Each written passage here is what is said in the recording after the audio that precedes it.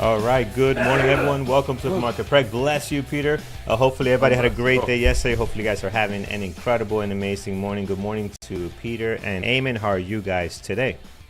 That would be like one of those moments where, you know, when they forget to turn off the hot mic in the studio. So sorry about that, everybody. I forgot to mute. But if you're ever presenting and you're going to sneeze, never take the mic. This is hot tip, and put it behind you as you're going to sneeze. Okay, very careful with that. It can amplify other things you want to avoid. All right, just heads up. All right, there you go. Go ahead, Peter. What we got for There's media tips from Carlos. All That's right. right. Well, good morning, everybody. I hope you're having a good day. Yeah, I had a great day yesterday. What a strange trading day. I lost a bunch of money at the open that I had to make back, but ended up taking AMD from the all-time highs on a great run, and had an interesting day anyways overall. So hopefully you guys had a better day, but it's today, once again we have so many things happening: earnings, data out of the markets, economic information. I mean, it's it never stops around here, does it? It surely does not. Eamon, how was your day, my friend? Morning so far? Well, it was good. It was good. I mean, yesterday I said that I'm probably not going to be trading AMD, but then I see that it keeps selling off all the way till 9:30 a.m. And I was like, okay, this thing needs to at least have a small momentum to the upside. And actually, AMD was the only stock that I traded yesterday. Okay. So we never know until the open. Yeah, I agree, man. It's going to be a lot of fun. The fun continues with semis leading the way here. Some semis not doing somehow. We'll speak about some. Chip makers are not doing so well this morning on our gap down list. And again, another day where this list is just massive, guys. Look at this gap up here. Plenty of stuff on there. Some are familiar names that we're aware of. And look at the gap down. More stuff on here as well. Some that has just been high flying. It's just got to pull back. Like, AMD, you hit, what was it yesterday? 423, 430. 430. Some of that stuff is pulling back, and SanDisk, what did they get to 1,500, 1,600? I don't know, but some of that stuff's just got to pull back, even a healthy pullback. I'm not saying the fun is over, but it's really out of control, and I think people are starting to, I think this party, Peter, and we'll get to the 60 seconds in a second here. I think this party is a great party to be in, right? If you're in the semiconductor party, it's a great party to be in. You just might be a little bit late now. Is that the case? Well, look, it's okay being late to the party as long as you keep it going. So, it's yes, most of the parties probably already happened, but it doesn't mean there's not fun to be had. So I think you just have to set that expectation appropriately, right? That you might be here for a short time, not a long time. Well, we'll see. Carlos, I've said this too many times before, though, right? Like, it's a great question, but how many times have we felt like the party's over, and then, frankly, everybody just takes like a power nap, and then we're back at partying? Or a line. I mean, no, sorry, go ahead. That's right. Continue. We've been doing this for like 10 years now, right? Like, the party just won't stop. Can't stop, won't stop, baby. So, music keeps playing, just unbelievable. Yeah. All right, so yeah, that is our gappers list, friend. Again, tons of stuff happening there. But let's look at some of the top news from yesterday, some of the things that took place, and then we'll get into some of the stuff that's scheduled for today. Oh, this is interesting. This is very interesting. Eamon, run with it, but none of our slides have loaded this morning. I just noticed that. But go ahead and run with it now. Yeah, none. I can send you the screenshots one by one if you want. Yeah, I'm going to try to reset things here, see if that works. But that is very awkward. That never happens.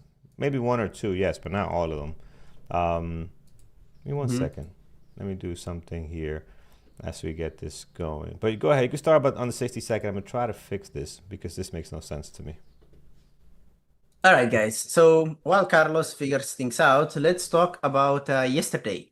Wednesday was probably the strongest and most explosive session we have seen all year, right? The S&P are up 1.5%, Nasdaq ripped 2% up. The Dow added more than 600 points and came in within 90 points of 50,000. So I think today is going to be an interesting day on the Dow. You see how this is beeping red? It's probably a sign. Even the Russell 2000 hit a fresh record. This wasn't just a tech rally anymore. The entire market had momentum. The biggest catalyst yesterday was Iran, and we talked about it, that these peace talks could actually give the market some boost. Axios reported the US and Iran are getting closer to a memorandum of understanding that could eventually lead toward maybe some bigger nuclear negotiations, and that's the main point around there that is stalling all these negotiations. This immediately got oil crashing down. West Texas fell toward $97, and Brent moved, I think, somewhere around $108. One thing that you don't always hear Trump saying is that he tried to cool it down, and he said that the deal was still uncertain. He's always saying there is a big deal, but this time he said no, the deal is still uncertain. But the markets clearly ignored this point. They just simply kept trading the optimism anyway. AMD, we've been talking about it a lot yesterday, not going to go over the details, but it exploded over 18% after the earnings. And it had a small pullback, small sell-off at the open, but found its way back higher by the end of the day. Disney had a massive day as well. Stock jumped somewhere around 7 to 8% after delivering good earnings. I think the streaming operations income surged around 88%. Margins crossed the double digits for the first time ever, and these are some good news. Uber was another major winner yesterday. The company missed revenue, but the guidance completely changed the story. Gross bookings grew by 25%, and the stock ripped higher 9%, I think, until the end of the day. This is another reminder that market cares more about forward acceleration than it cares about these headlines or these tiny misses. ARM was actually a good one. They had good earnings as well, but afterwards or after these earnings, it slipped down and it sold off simply because the guidance came like roughly in line. It wasn't bad, but wasn't as good as everybody expected. And this is another example of how high expectations are becoming really important, especially in AI names. And I think that one of the most important macro stories of the day came in from the New York Fed. Lower income consumers, right now, they're spending less on gasoline and they cut it by 7% because the fuel prices are increasing. The wealthier households, I mean, they barely change the spending behavior at all. I think it's not affecting them at the moment. And I think this is the hidden inflation story underneath this whole market rally right now. So if we have to keep it short, Iran optimism crashed the oils down. AMD just reignited the whole AI sector. Disney finally proved the turnaround that the market has been waiting for a long time. But still, underneath the surface, there is inflation that's hidden, and I think sooner or later it's going to play out. All right, excellent, Eamon. Amen. All right, perfect. Friends, let's get to. Sorry, I'm still distracted trying to find out why stuff is not loading correctly on my end, but we will keep working on that. All right, Amy, did you do the expected for today? I believe you did, but no, not. I still did not do it. Okay, let's do that. Should I go? All right, let's do that. Well, you keep working on everything on the back end. Awesome, guys. So yeah, let's talk a little bit more about what to expect today. And I think today starts with geopolitics again, but quickly shifts into consumer spending labor data. There is also the crypto regulations and one of the most important AI infrastructure earnings reports of the quarter. The market rallied so hard yesterday, so now the question is, was that the beginning of another leg higher, or did the market just price in too much around this optimism that we had with the Iran deal? So let's start here. The Iran Memorandum of Understanding story is still the opener today. Trump, paused the Project Freedom and said that there has been great progress. But then later he said that the final deal is still uncertain. It's still a work in progress. And this is important because markets, they already priced in towards this optimism. The price spiked a lot waiting for this deal. The oil also dropped a lot, even though there is no deal, right? It dropped somewhere around 7%. So today, every headline matters, like every day. Any positive confirmation will likely push this oil lower, even lower than it is right now, and help equities. Any walk back, escalation will probably get oil to where it was around $110. Now, on the economic side, we will be getting the initial jobless claims at 8:30 a.m. Peter will walk us through it. And the consensus is around 230,000. The labor market has stayed resilient, even though there was a long conflict period with this war. So traders are watching carefully for any signs that could crack these numbers. If we get a number above 250, that could be some concern. There could be some concerns raising, and below that, I think it would reinforce the narrative, the soft narrative that heading into tomorrow's big NFP report. After the open, we will be getting the construction spending. Now look at these guys. Most of the time, these construction spendings, they are boring. They are not that important in my opinion, but this time they are really important. The AI data center construction has become one of the biggest drivers of the capital spending in the economy. So these numbers today, they will show us whether those AI investments are actually hitting the real economy. And finally, earnings. McDonald's, did they report or not? I think McDonald's were supposed to report, right? They did, right? So this morning, yeah. Well, I'll leave that for you, I guess, because I did not get any data on that at the moment.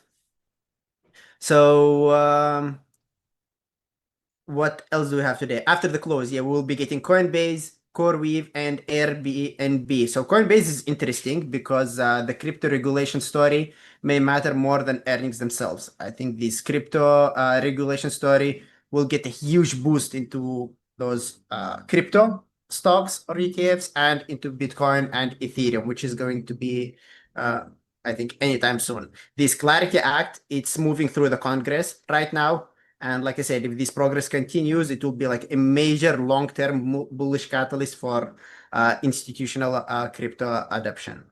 And Airbnb, the real focus here is the summer travel demand. I don't think it's slow. Probably is going to be good, but we'll see. Like we mentioned, always, it's not about the revenue or the numbers. It's about the guidance and commentary. It will be more important than these first quarter earnings. So in short, again, summarize all these long for some boring talk. Today we'll start with Iran headlines. We'll be shifting later into the health of the consumer, and it will end with major test whether this AI infrastructure can keep justifying these valuations. Great.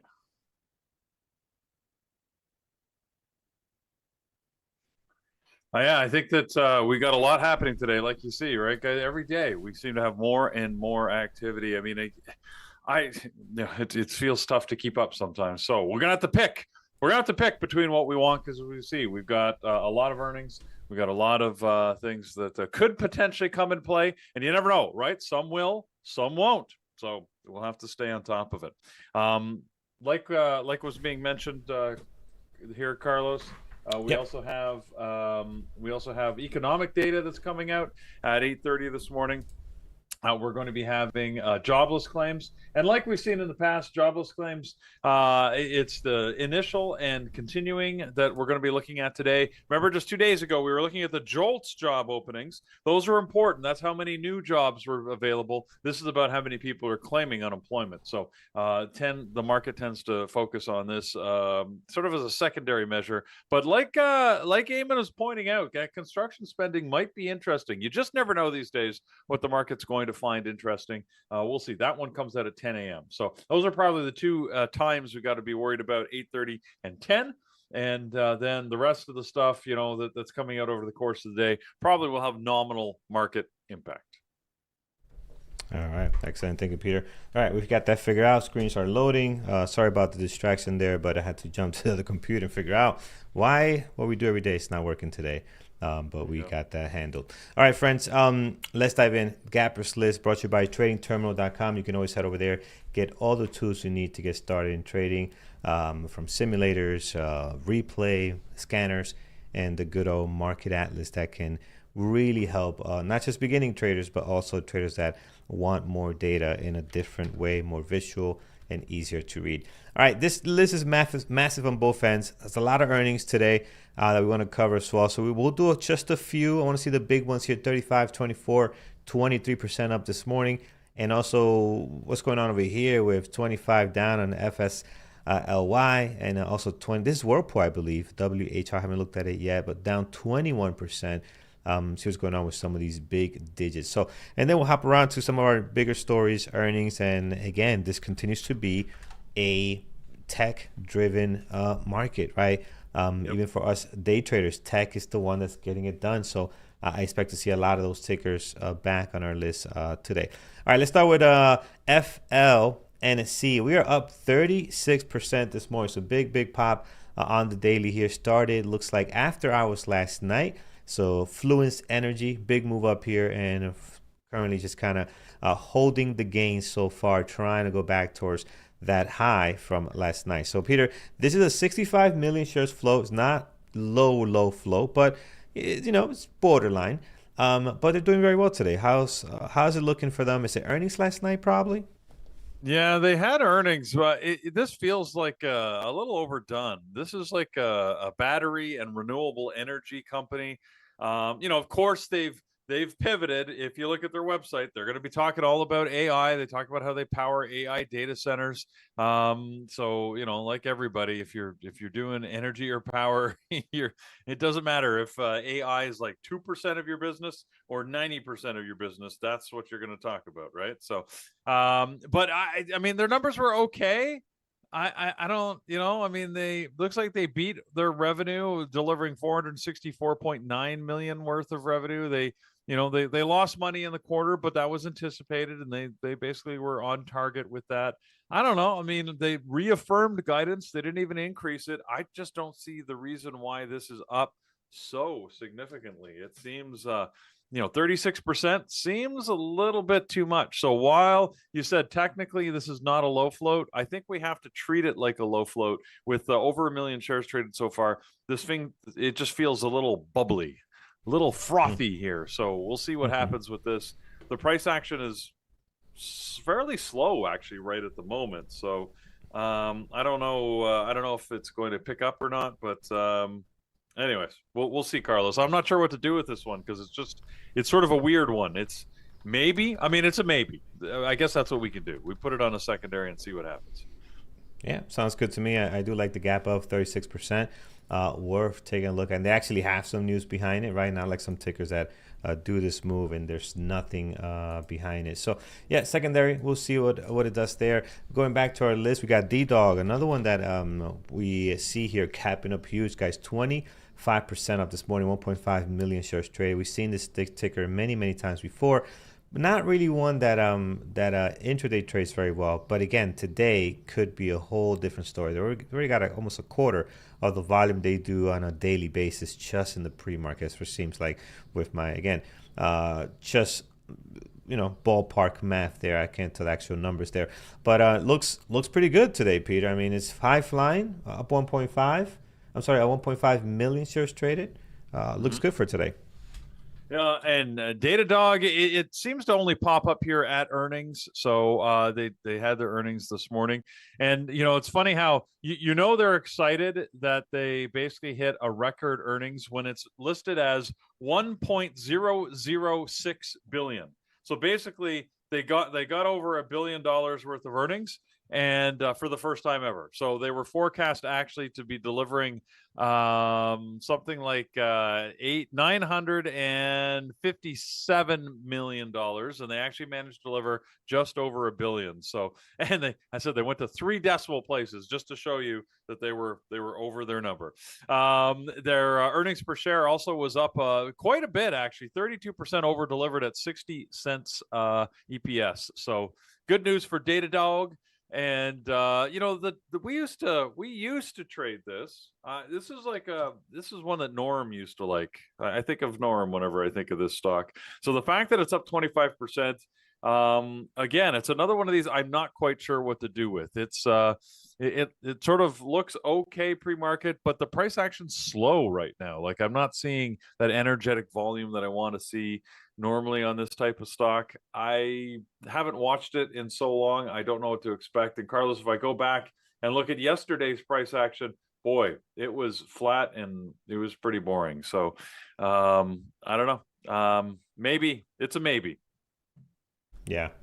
D-Dog. I don't think I'm sure I have traded it in the past in my trading career, but I don't recall it being very good. So secondary it is. I mean, I do love their gap up this morning, so I like that. I think it's worth having it on the secondary list for the most part. All right, back to our list. Let's look at one more here. HIMS X. Wait, is this HIMS with?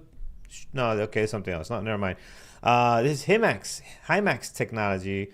We are up here 24% this morning, 2.2 million shares traded. So we got some action on it this morning. I thought it was like, how sometimes you got the ETF that's HIMX, right? So this would be like the HIMS short version, but it's not that. It's actually another different company. But here we are, guys, up 24%. Pre-market action definitely in play. Flow is 170 million, so pretty high for this ticker. And again, just, I don't know, it looks weird, but it is up here 24%. I've never seen this ticker before. Not sure if I'm going to trade it, Peter. What's the news today? This morning, 6:15, something got going, 6:20, and you can see the action here as of now. Another earnings play. And again, we got all these weird looking stocks here this morning that have big volume, moving up big percentages, but aren't actively trading right now. This is the third in a row. So our list seems to be topped with these guys. This is HIMAX Technologies, a semiconductor company out of Taiwan. So, all these semis that we've never heard of before, which, I mean, they're reasonable companies. They had $832 million worth of annual sales in quarter. They delivered $199 million worth of revenue and an earnings per share of about, let's round it up to 5 cents. And they basically increased their guidance on the quarter. So, it's sort of a typical story. Honestly, I think the only reason why these guys are as bubbly as they are is because of the success of AMD yesterday. I think the whole semiconductor sector is still pretty excited, and people are just flocking to anything. Oh, they had earnings, let's go, right? They must be awesome. I don't know. I don't know what to think of these guys. It's a $15 stock. So, it's got the opportunity for movement. If I look at the daily chart here, I mean, I think we're at all-time highs on this guy. Oh, no, we're not. So we were higher back in 2021. So we've got some levels to hit. So yeah, Carlos, once again, it's another one of these like sort of weird maybes. The problem with all these maybe stocks is that there's going to be one, like we're probably going to have 5 of these on the list. There's one that's going to move reasonably and the rest will be horrible. The problem is we don't know which one. So. That is absolutely correct. I do like the pre-market action on that looks great, but I agree with you, Peter. It's more of a maybe for us, and we'll add it to the maybe. So we got a couple of really weird maybes. We'll see which one sticks out here this morning. But again, pre-market action looks great. They're getting volume, and I think they're worth having some kind of list here. PGI, we'll do one more here. PGY this morning up 13.2. This is Pagaya Technologies. We've seen them before, And we have traded these guys before, at least had it on a secondary. And here we are up 13%. Got some volume behind it. They don't trade very well. Very light volume on the daily. I'm probably not going to have this on my list here. 47 million shares flow, so it's just kind of borderline low flow there. So you want to be very cautious with this one as well. Yeah, oddly, I actually feel more comfortable with this one because this is what I normally expect out of these types of stocks, right? It doesn't look that good. Okay. Whew, I feel comfortable with this one now. They had earnings, they gave positive guidance. They had a good quarter, but yeah, it doesn't look great as a trading opportunity. So excellent. I can actually cross this one off. Somehow that makes me feel more comfortable. Yeah, I agree. I agree. All right. Okay, let's stop here. Akanda. Still, I want to look at this one. All right, I lied. Let's do one more. Let's stay here. No, let's keep going. Let's do one more. Hold on. Akanda, AKAN. This is up 10%. I want to see the daily, see what they've been up to. This, if you guys remember, when high flying all the way up to the chart showing 80, could have been higher if they did it pre-market, but around $80, $78, and then slam back down. Today, they're trying to start it up again, up 10%.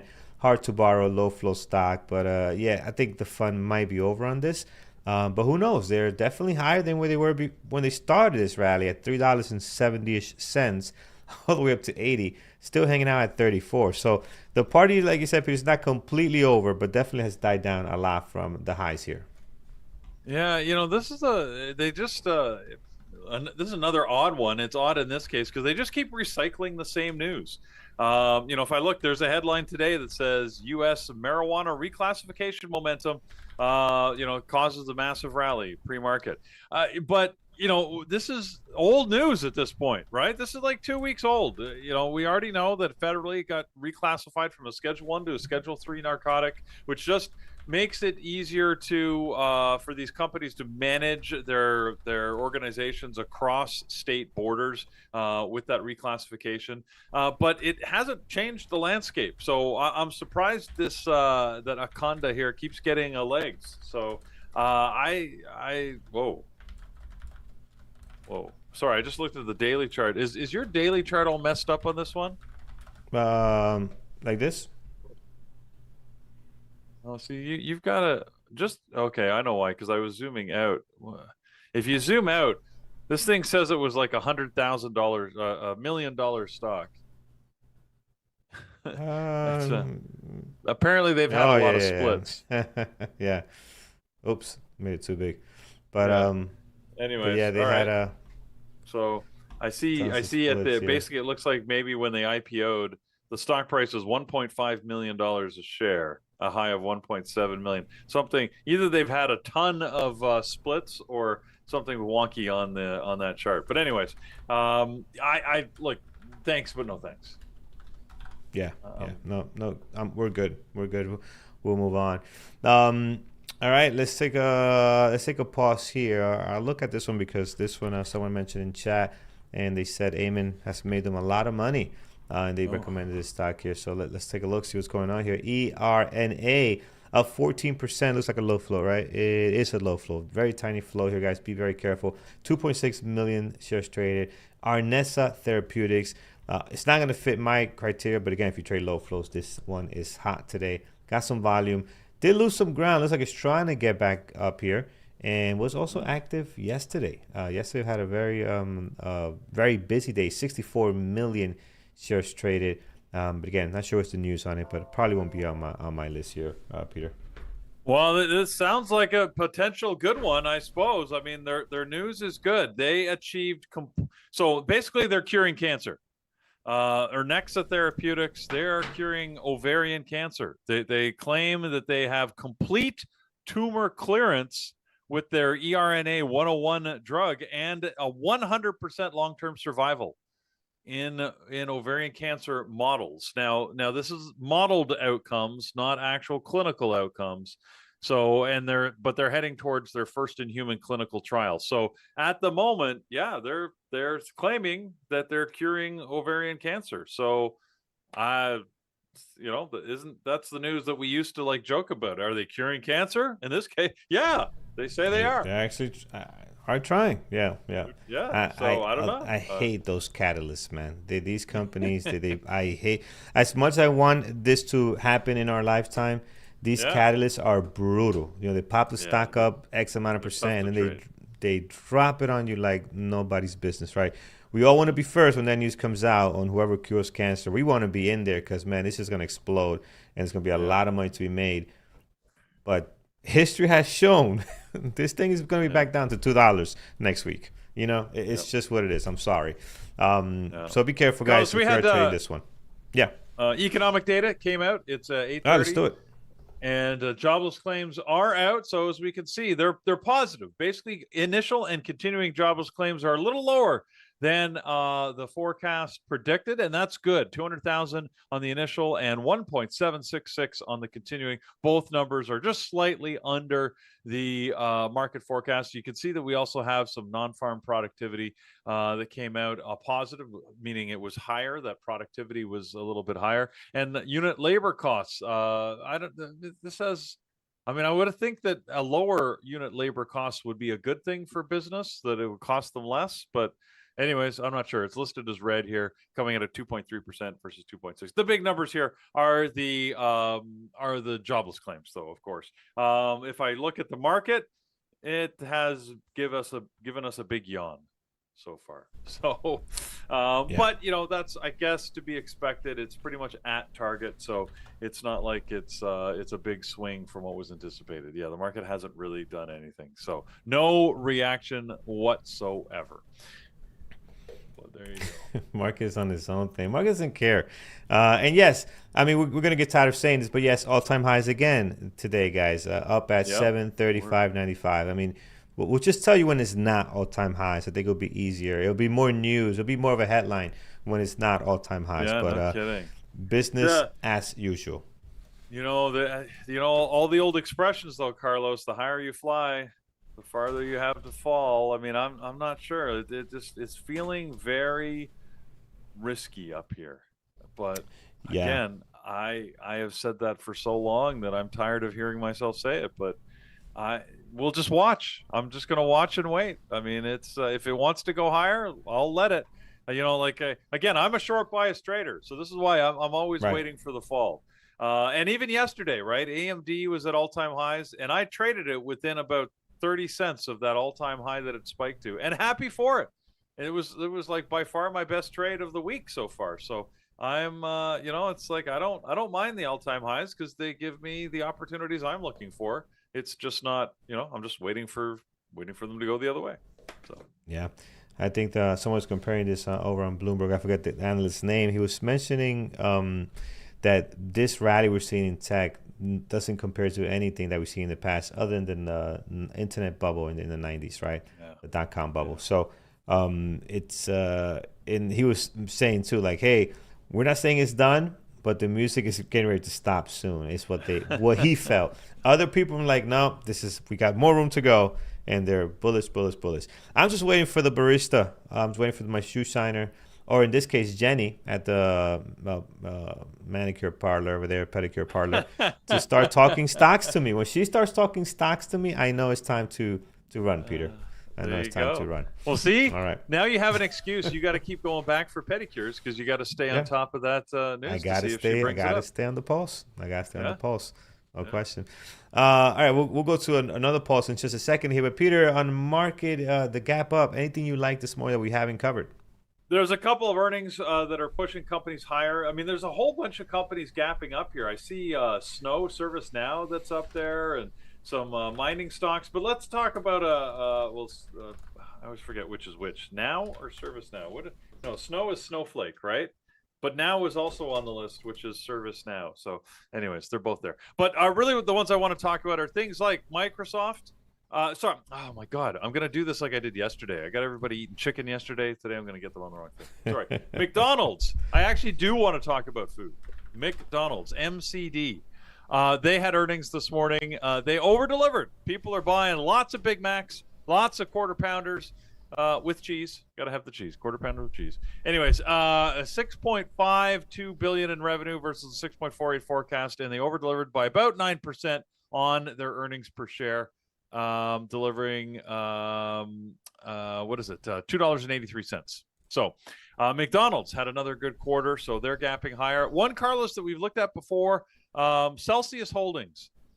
This is the heavy caffeine drink that Let's see if I remember the CLC8. Oh, CELH. I was close. All right, there it is. CELH. Yeah, I remember what we had these live on the air, and I was wired after having that. Now, I'm not a coffee drinker, so I don't have a caffeine immunity. But man, I had that thing, and I didn't notice it first. It was only like a little while later where I'm like, I feel like I'm buzzing, man. But anyways. Yeah. So, anyways, they had a good quarter. Those energy drinks apparently are still selling, no matter what the warnings are about heart attacks and things like that. They're selling lots of them. 782 million of them, in fact, or dollars worth of them, in this earnings report, and over delivered by about they delivered 41 cents a share versus 29 cents on their earnings. So that's another good report there. What else did we have? We already talked about Datadog. How about Unity Software? Every once in a while, Unity pops up. Remember, they were really big when they were supposed to be driving a lot of revenue by making the software for the Apple virtual reality goggles. And I remember when they popped up and they were really moving for a couple of days. And I don't think Apple sold very many of those. So that didn't really work out.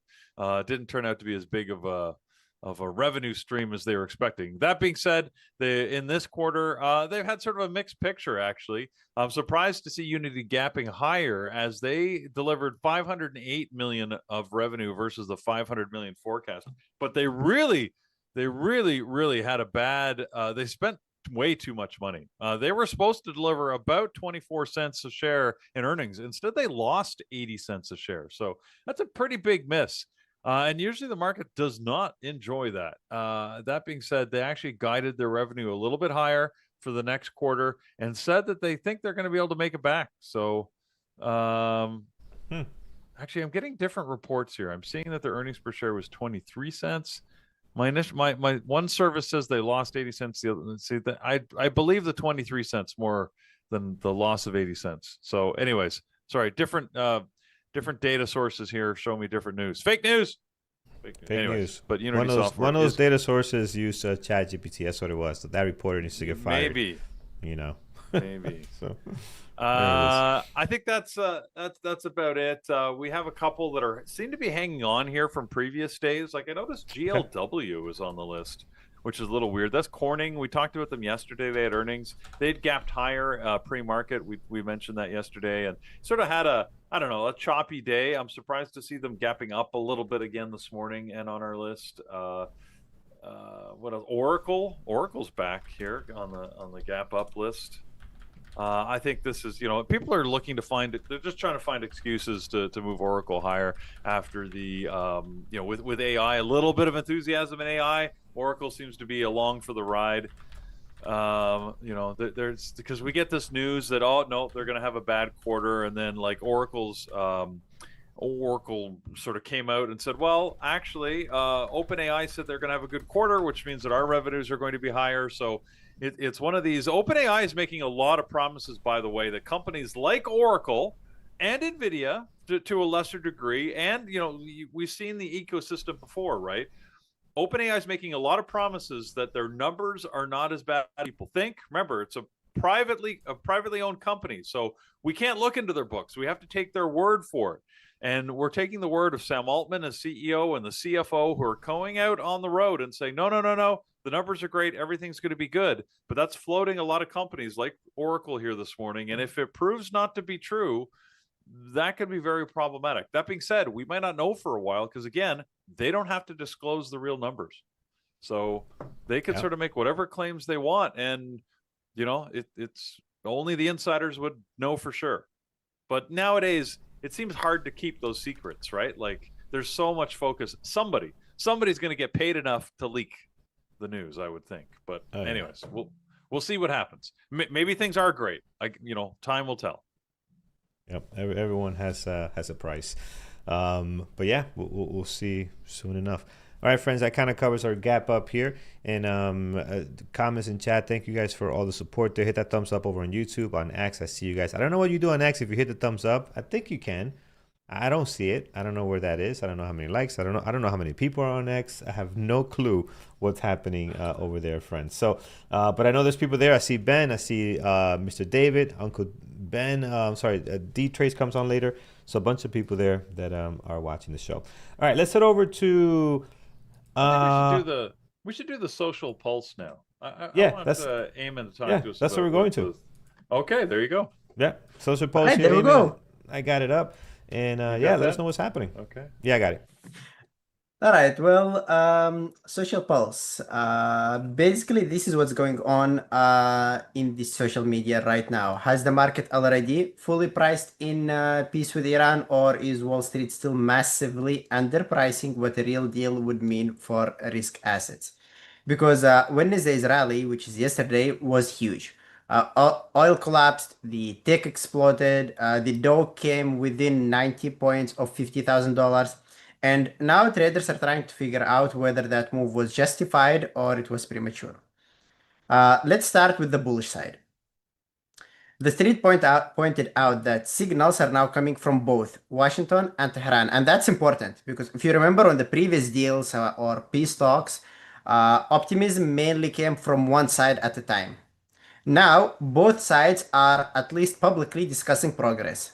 Axios reported that the White House is getting close to a one-page memorandum of understanding that could end the conflict escalation, and it could create some framework for broader nuclear negotiations. And that's huge, because if that happens, Brent will go below $90, and that would be totally realistic. And if you think about it, if oil drops another $10 or $15 from here, equities could have another huge leg to the upside. That's the bull case.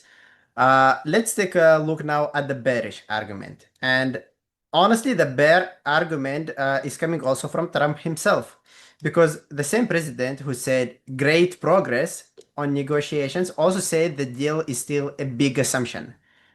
At the same time, reports came out that CENTCOM prepared strikes plans in case these negotiations fail. So there is also this extension of war that is on the table. So market is basically choosing to focus on the optimistic side right now rather than focusing on the whole picture. The bulls are pricing diplomacy and the bears are looking for the military operation. Now, there is also one important warning that is developing.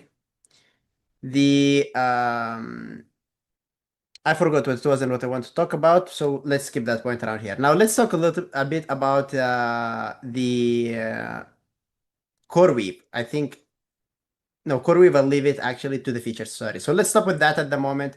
Mainly the bull sides and the bear sides about this rally. Like we said, the bull sides are mainly focused at the moment on the diplomacy, and the bear sides are focused on the war and whether it's going to continue or whether there is going to be a deal. That's it for now. All right, excellent. Do you want to do the feature story now? I think that'll be good as well. Yeah, the feature story is actually a good one. I think this is an interesting thing because tonight might be one of the most important AI infrastructure earnings reports we've had this entire season. Because CoreWeave, it's not a normal company, and it's not a normal stock anymore either. The revenue is expected around $1.97 billion. We can say $2 billion, which is up more than 100% year over year. But despite this explosion growth, the company is still expected to lose about 91 cents per share this quarter, which is a huge number. And option markets, they are expecting or pricing nearly 19% move after earnings. This should tell you how much uncertainty and volatility is sitting around this name right now. Now, for those people who are not familiar with CoreWeave, let's talk a bit about that. Here is a simple way to think about it. CoreWeave basically rents out massive NVDA GPU computing power to companies building these AI systems.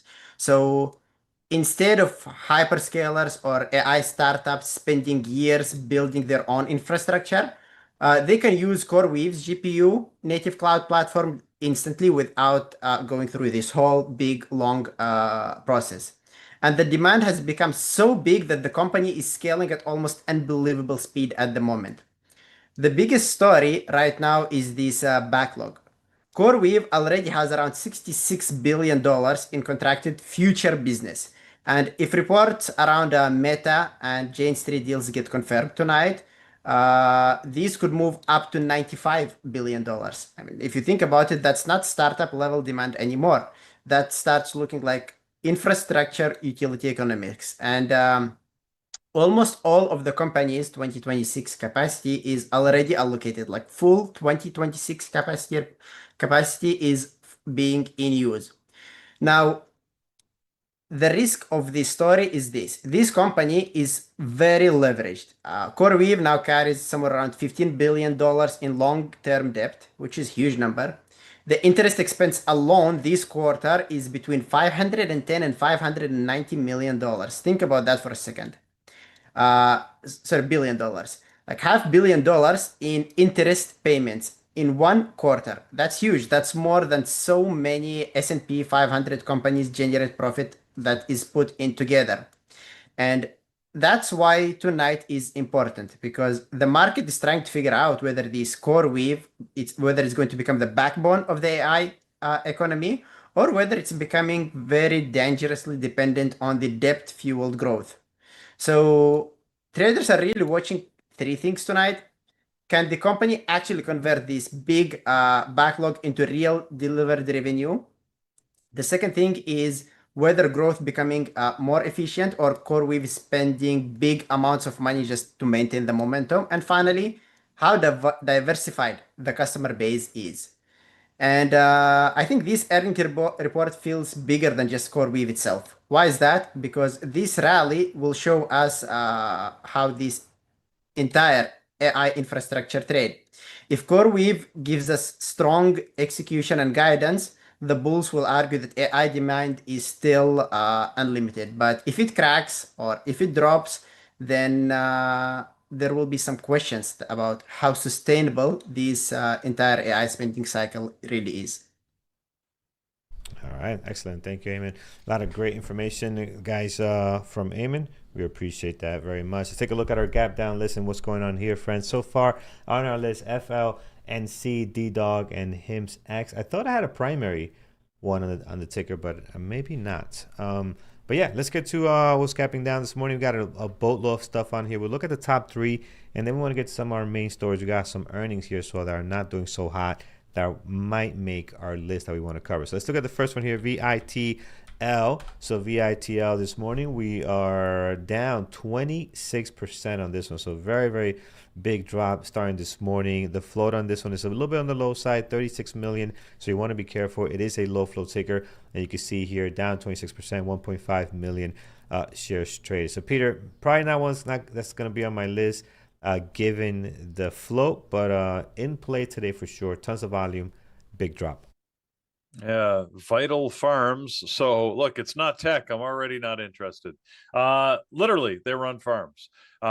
They beat on revenue, but they missed on earnings, delivering only 3 cents versus expected 9 cents. So that's basically why they're gapping down so significantly. You can see the big drop after the earnings came out this morning. I don't know, Carl. I can't. I've never traded this type of company, a farm group. I mean, there's nothing wrong with it. It's a great business, but from a trading opportunity, I just can't imagine it's going to get the volume. It normally only trades about 2.8 million shares a day. I mean, we're already at 1.5 pre-market, but I just don't think it's going to continue. So probably not. Yep. I'm tempted to watch it just to see how does this trade? Like, anyways, I'm sort of curious, but I don't think I would ever put any money behind it. Yeah, yep. Got you 100%, my friend. Next on here is going to be FSLY. FSLY, which is Fastly. We are down this morning 25%. Look at the daily, how active it has been over the last couple of days here. So it did drop here in the beginning of April. That was a couple of weeks ago, and then did manage to come right back up, but then dropping again today. Pretty big here. So 1.4 million shares traded. It's not a low flow, sitting at 142 million shares flow. Peter, looks very active today. Yeah, I mean, look, their numbers were good. They beat their numbers in quarters. They raised their guidance. Their gross margins are high at 65%. I think the concern seems to be, frankly, that their costs have been going a lot higher. So they're concerned that their margins actually are going to reduce. They haven't suggested that, but the market analysts are saying that they're just not able to compete with some of the larger players out there, and as such, the AI costs that they've got are going higher than people are comfortable with. So I don't know. I don't know one way or the other. This keeps popping up on the list. I have never ever traded it. I know that for sure. 1.4 million shares so far this morning. Normally gets about 11 million in volume, so that's not too bad. It's possible that this might trade okay, but I'm skeptical that it will. So, again, if we didn't have a lot to look at, I would say, sure, let's put it on the list. Today, I think we've got enough to look at that this may not be a top target. It's not bad. It sort of goes on the maybe list to me with some of those others that we were looking at early on. All right, there you go, man. I got so many on my secondary list here. I'm not gonna add this one, but you can, friends, if you do like it. Let's do one more. Then I want to hop over to some bigger names that we have on here, as we mentioned before. Is going to be SHK Shake Shack. All right, here we go. Oh, well, something shaking here, baby. This is down pretty massive here. Down. Let's see here, down 23%, Peter. So big drop for them. Clearly not doing so hot this morning. You can see it here on the daily as well. Wow, massive drop from 99 all the way down to 73. So something clearly not working for them, Peter. What's the latest and greatest?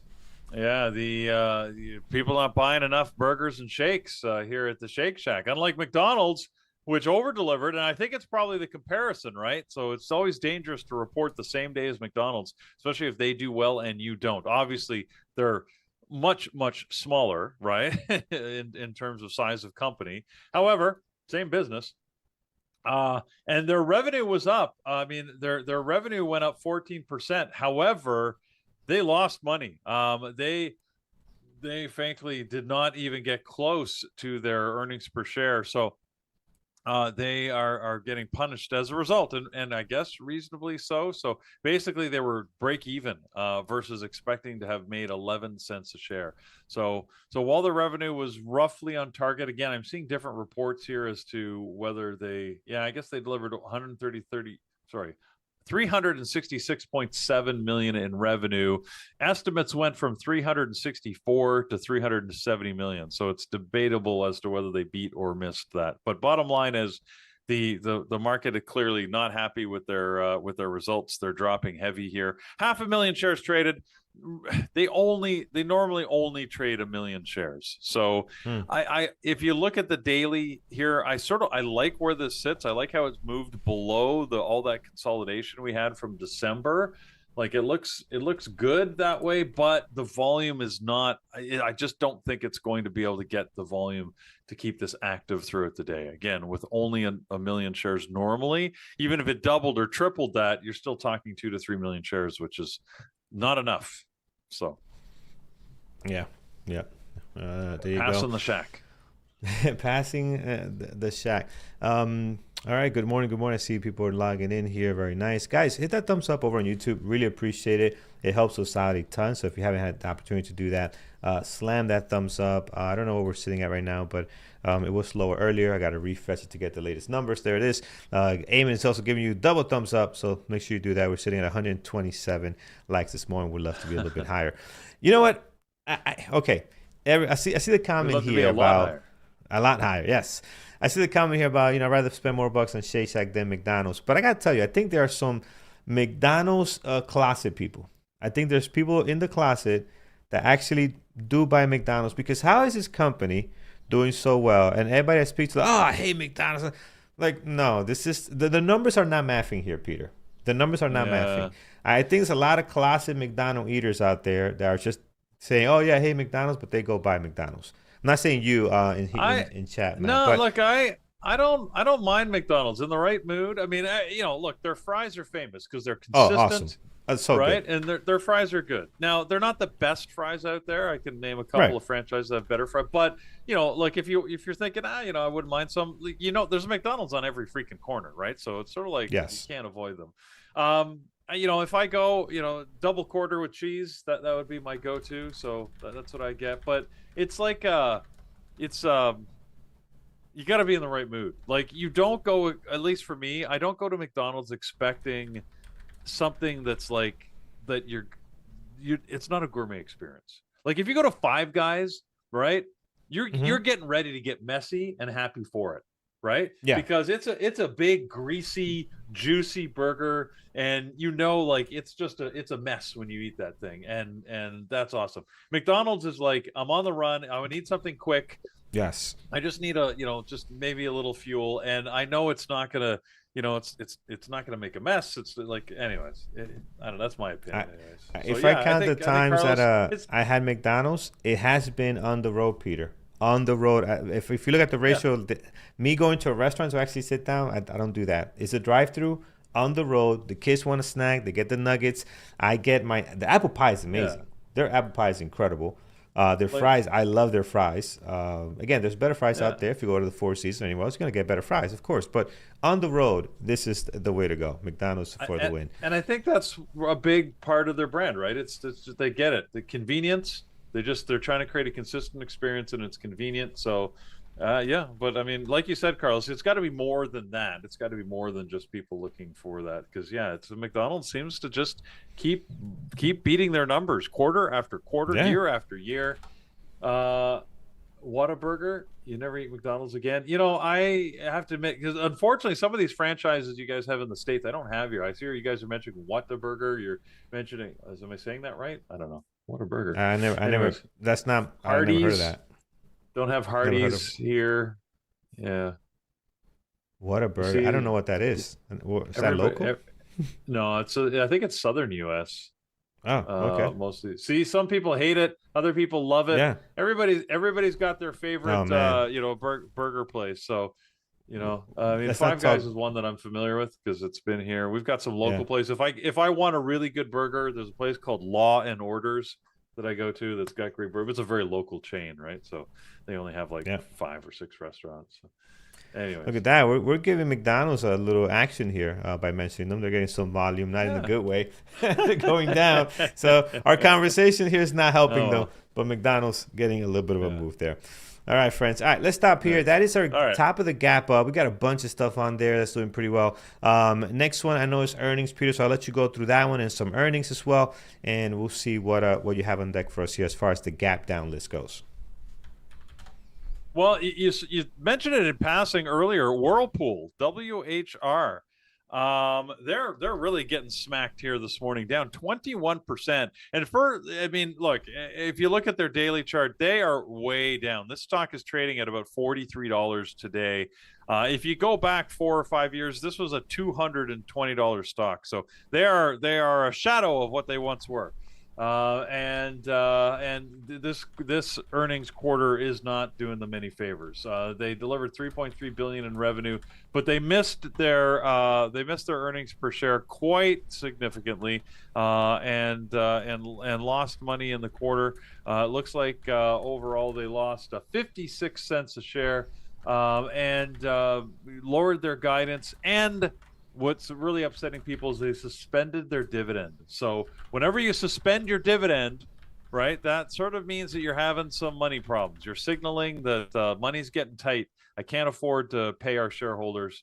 We'll just keep our money for the time being. Sorry, shareholders, can't pay you out.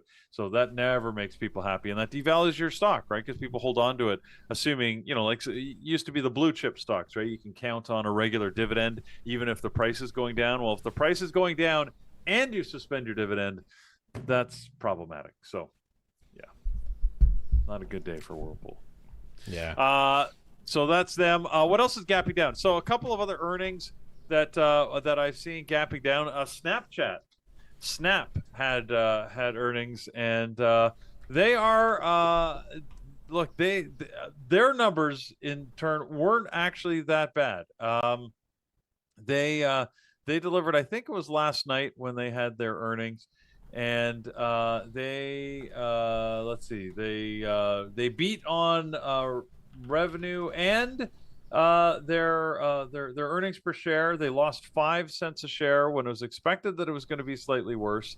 That's not where the problem is. The concern is the fact that they do not have a backlog of advertisers and their growth rates are slowing. So because of that, again, it's one of these where you have to keep growing and growing faster. And if you're not growing faster, you're failing. And unfortunately, the market is determining that they are failing. So Snapchat is gapping down this morning. Another one, Carlos, that is gapping down that has just been beaten to hell and continues to be beaten. Since we're talking about burgers, how about fake burgers? So you all know what I'm talking about now. Yes, love Beyond it. Meat. Beyond Meat. So they just can't get out of their own way, right? While they were high on the hog, pun sort of intended, I guess, if you get it. Anyways, they are now under $1. This is a stock that's trading at 92 cents. Like, how the mighty have fallen, where once they were trading at $200, they're under $1 now, and it's not looking like it's going to get any better. So remember, when we last talked about them a couple of weeks ago, they were launching their new energy drinks, right? They had these seltzer water with protein type drinks. Anyways, sparkling water with protein. Carlos, I you know what? I didn't go do anything about going to find them. I should have tried to find them somewhere in a store so we could try them and see if they're any good. There's nothing. It's not meat related. I just want to, because that was our first fear. It's not. It's a sparkling water. They're protein enhanced, whatever they've done to add protein to your water. Anyways, I'm curious to try it, but apparently not many people are willing to try it, or they haven't rolled it out very effectively, because Beyond Meat is just continuing to drop. Last one I'll mention here, because this is actually one of the bigger ones, and like Eamon rightly pointing out, CoreWeave, which is an interesting business. IonQ is an interesting business. I'm surprised to see them gapping down here, because they had earnings yesterday, and it was a pretty good picture. They had record revenue, or they beat estimates on the earnings per share. They raised their guidance. Like it all looked great. I'm a little confused as to why they're dropping here. There is some concern over their R&D spend, that it's maybe accelerating too high. I think what's really hitting them, this is maybe a similar story to what we saw on PLTR. If you remember PLTR, they announced a couple of days ago. They had sort of record numbers as well, but it's the valuation. People are concerned that maybe the price, the price of the stock has outpaced the company's value. But again, like PLTR, they've been higher before. Back in October of last year, November, they were sitting at $80 a share, and they're half of that now, or roughly, at $48 a share. So, suddenly people are concerned about valuation now, when they were significantly higher valued earlier and nobody cared. So I'm not sure what to make of this, but we're seeing a slight shift, Carlos. And like we were talking about at the top of the show, everybody, as the market starts to think about, is this overvalued? I used the term frothy a little bit earlier, right? It means that maybe we're sort of up here and things are bubbling and they're concerned. When you see the concern on a couple of issuances, this could be a broader concern that hits the market. And that's when we start to see an overall market retracement. Again, we're not seeing that now, obviously, as all-time highs are being hit on a lot of things, including the market overall. But it could be coming, and maybe IonQ and PLTR are the ones that are starting to signal it, as they're picking on them. So you may be upset if you're an IonQ, like, why us? Man, you luck of the draw, and that's where you're at. So anyways, those are the ones that I wanted to highlight. There's a lot more out there. I see in the comments people are talking about Dash. Yeah, there's DoorDash. ARM. There's tons of them out there. We just can't cover them all. So. Yeah, we really can. There's a lot going on. ARM is the only one that I see that's a little bit interesting, given that they partner up with NVIDIA and they're not doing so hot today. I think their phone division is having problems, but again, it's still pretty good as far as the daily goes. Like, you're struggling right now, but look at this daily. This does not seem like a company in trouble. Just bad earnings, market reacting. Who knows? They'll be back up there if they continue to move the way they've been moving here. But very active this morning, 1.6 down 1.8. Might be probably one of a few that I might add on the secondary list. Why not? Because we have traded ARM before, and I actually do like the way ARM trades when it is in play. I have not traded in quite some time. Gonna add it to a secondary. I don't think it's still gonna be. It's not gonna be AMD or NVIDIA. Don't get me wrong. No. I think those are gonna be the ones to watch. It could be a good mover. Like you said, they're being pushed down about 9% here this morning. They had a good quarter. There is concern, and again, AI cloud business is going well. The only concern is they may have a limitation in their ability to scale for supply chain issues. They sort of highlighted the fact that they're sort of running out of wafer packaging and memory supply. So maybe not a surprise there. Like we've seen these memory companies, right? The SanDisks, the Western Digital, they're sky high because there's just an outstripped demand for their products. Well, companies like ARM are saying, well, we can't get a hold of all that we need. So that's problematic. So yeah, we'll see. This one could go either way, but it might be worth watching. 1.6 million shares, Carlos, when it normally gets about 9 million shares. Yeah, it actually looks pretty good. Yep. All right, friends, that kind of covers our gap up and down for today, guys. You can get more information at tradingterminal.com. Scanners like this one, plus other tools for you to trade. Let's go to Eamon with the fun fact of the day. Eamon, what do you have for us today? Sorry. Well, a couple interesting numbers for today. The first one is 90 points. That's how close the Dow Jones came to 50,000 yesterday. It closed at 49,910. And what's wild is the Dow has never closed above 50,000 in its entire 130 years history. Think about how fast this move actually is. First of all, the Dow crossed the 10,000 back in 1999. And now, just 26 years later, we are sitting a few dollars away from 50,000. And if the Iran deal gets officially confirmed and oil continues falling, I think we can see that number today. Now, the second number is $95 billion. That's the remaining future revenue obligation analysts expect CoreWeave to announce after Meta and Jane Street deals. Last quarter, the backlog was around $66 billion. Now expectations are almost $100 billion in contracted future business. And remember this, CoreWeave only IPO'd in 2024. That tells you something extremely important about this AI cycle in less than a year, right? Maybe around a year. And finally, today in history, May 7th, 1945, Germany signed the unconditional surrender document ending World War II in Europe. What's interesting historically is that markets tend to start pricing peace before the official agreement is there. Investors began anticipating normalization, lower risks, lower energy pressure, and economic recovery even before the signature was there. And that's exactly what is happening right now with the Iran discussions. The market almost always reacts before the certainty arrives. So we're having oil prices dropping down, stocks rallying up, and we'll see. Is the deal actually coming in there soon or not? All right, excellent. And I think that's all we had to cover from Eamon. Thank you so much, man. I appreciate you. And we'll catch you a little bit later at 11 a.m. Eamon's back with Kyle live for you guys here in our live stream. So we'll see you a little bit later. All right, let's... Don't forget, everybody, we've had Jared has been live doing Engineering the Markets, a deep dive onto sort of options and futures in the markets in the chat room. So he's going. I see Brian is now joining to get ready for our live trading. Looks like he's traveling.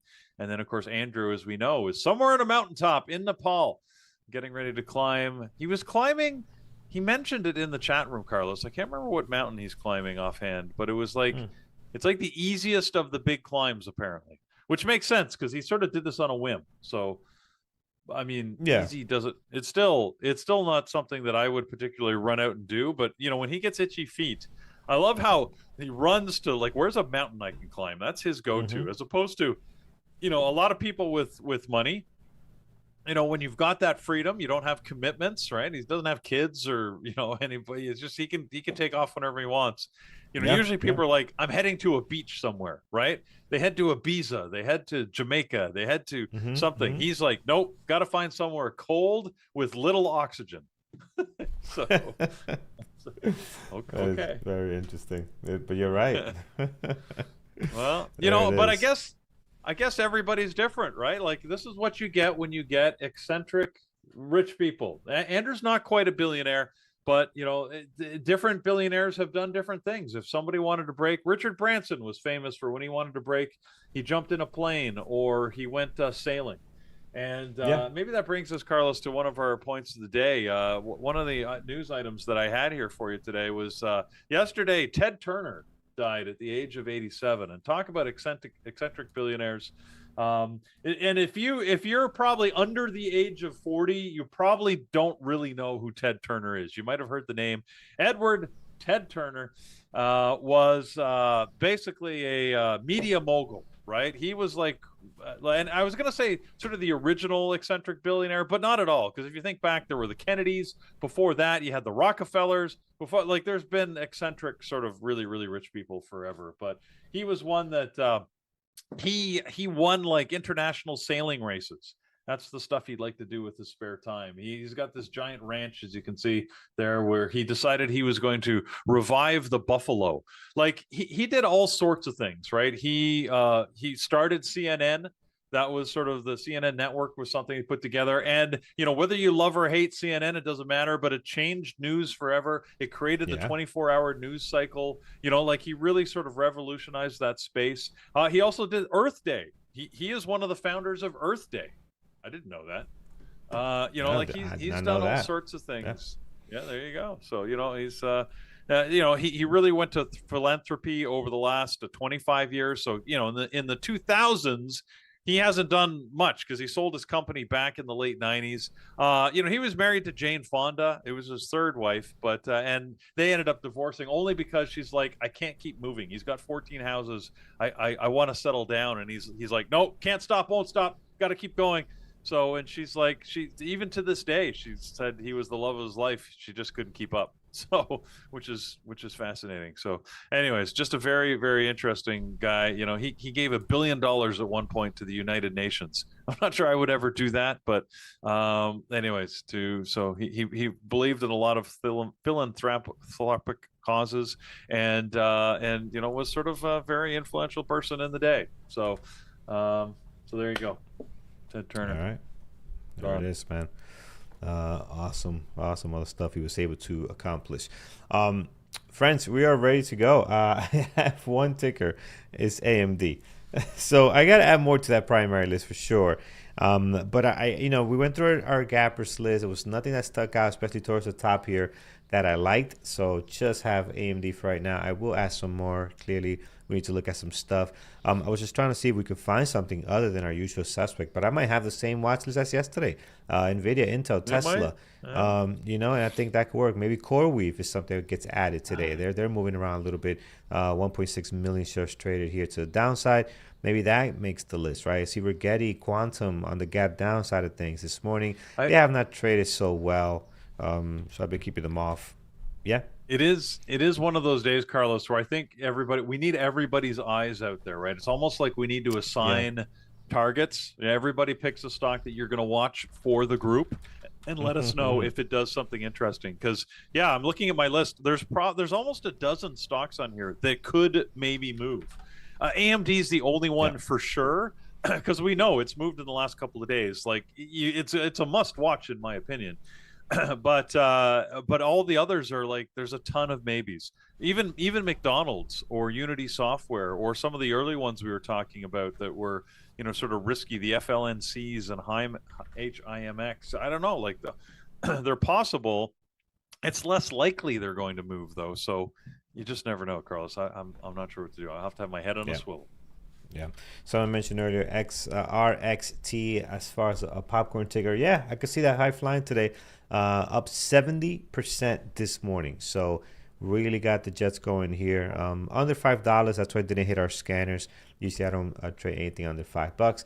But if you like this one, it's just high flying this morning here with some, again, 38 million shares traded already. That's quite the volume for them, my friend. So if you like it, I'll put it here. I don't have the popcorn icon because I'm doing this very manually right now. So I'm typing into these tickers.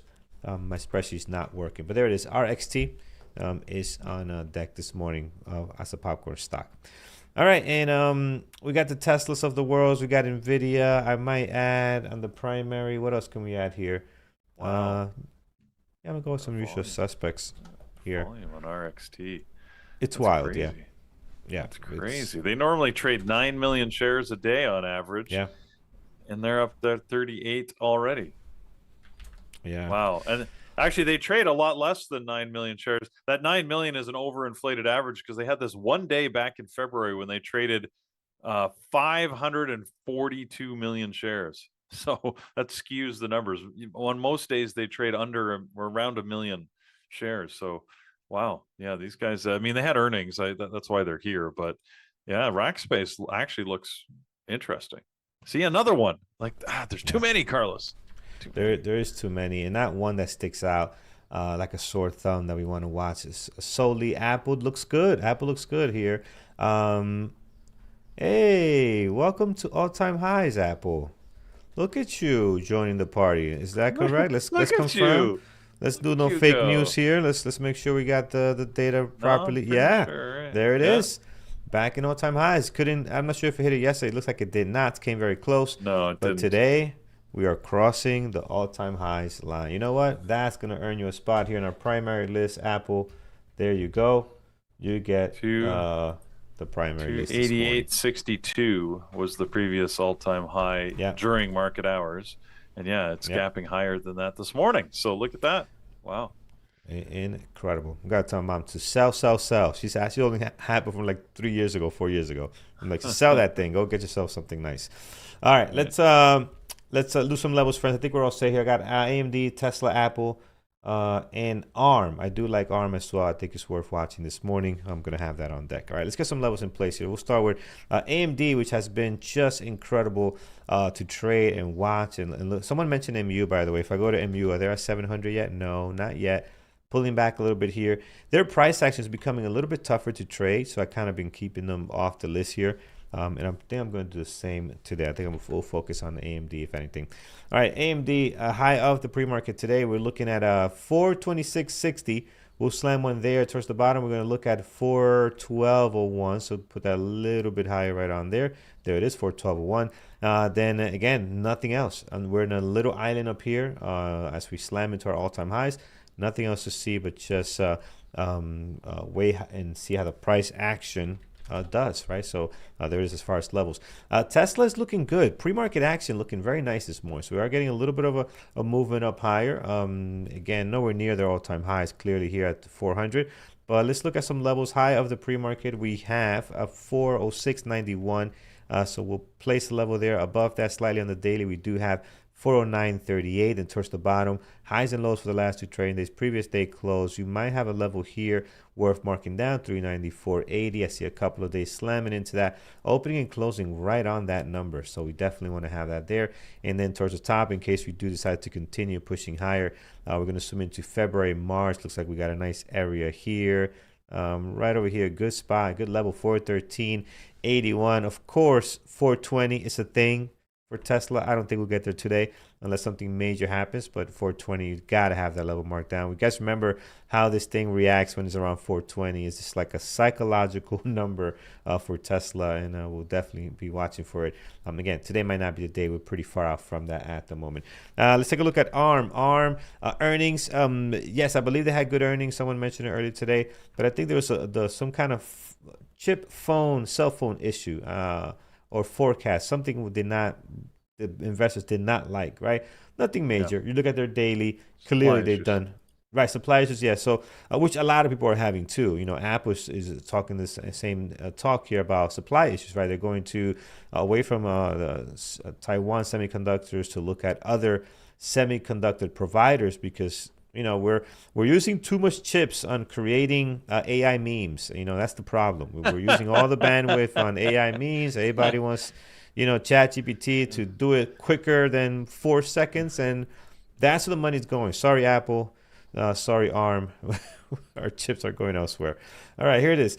Let's get some levels out of the way. So high of the pre-market is going to be 229.30 for ARM. The low is pretty much slamming into yesterday's high right here. 2 days ago high, excuse me, right there. So you got that covered. Below that, there is a level on the daily. It's going to be 209.76. And once you do that, I think you're set on ARM. You got some levels towards the top, previous day close, high from yesterday as well. I think that's doing a great job. Last but not least, we're just talking about it. Apple. Apple joining the all-time high party.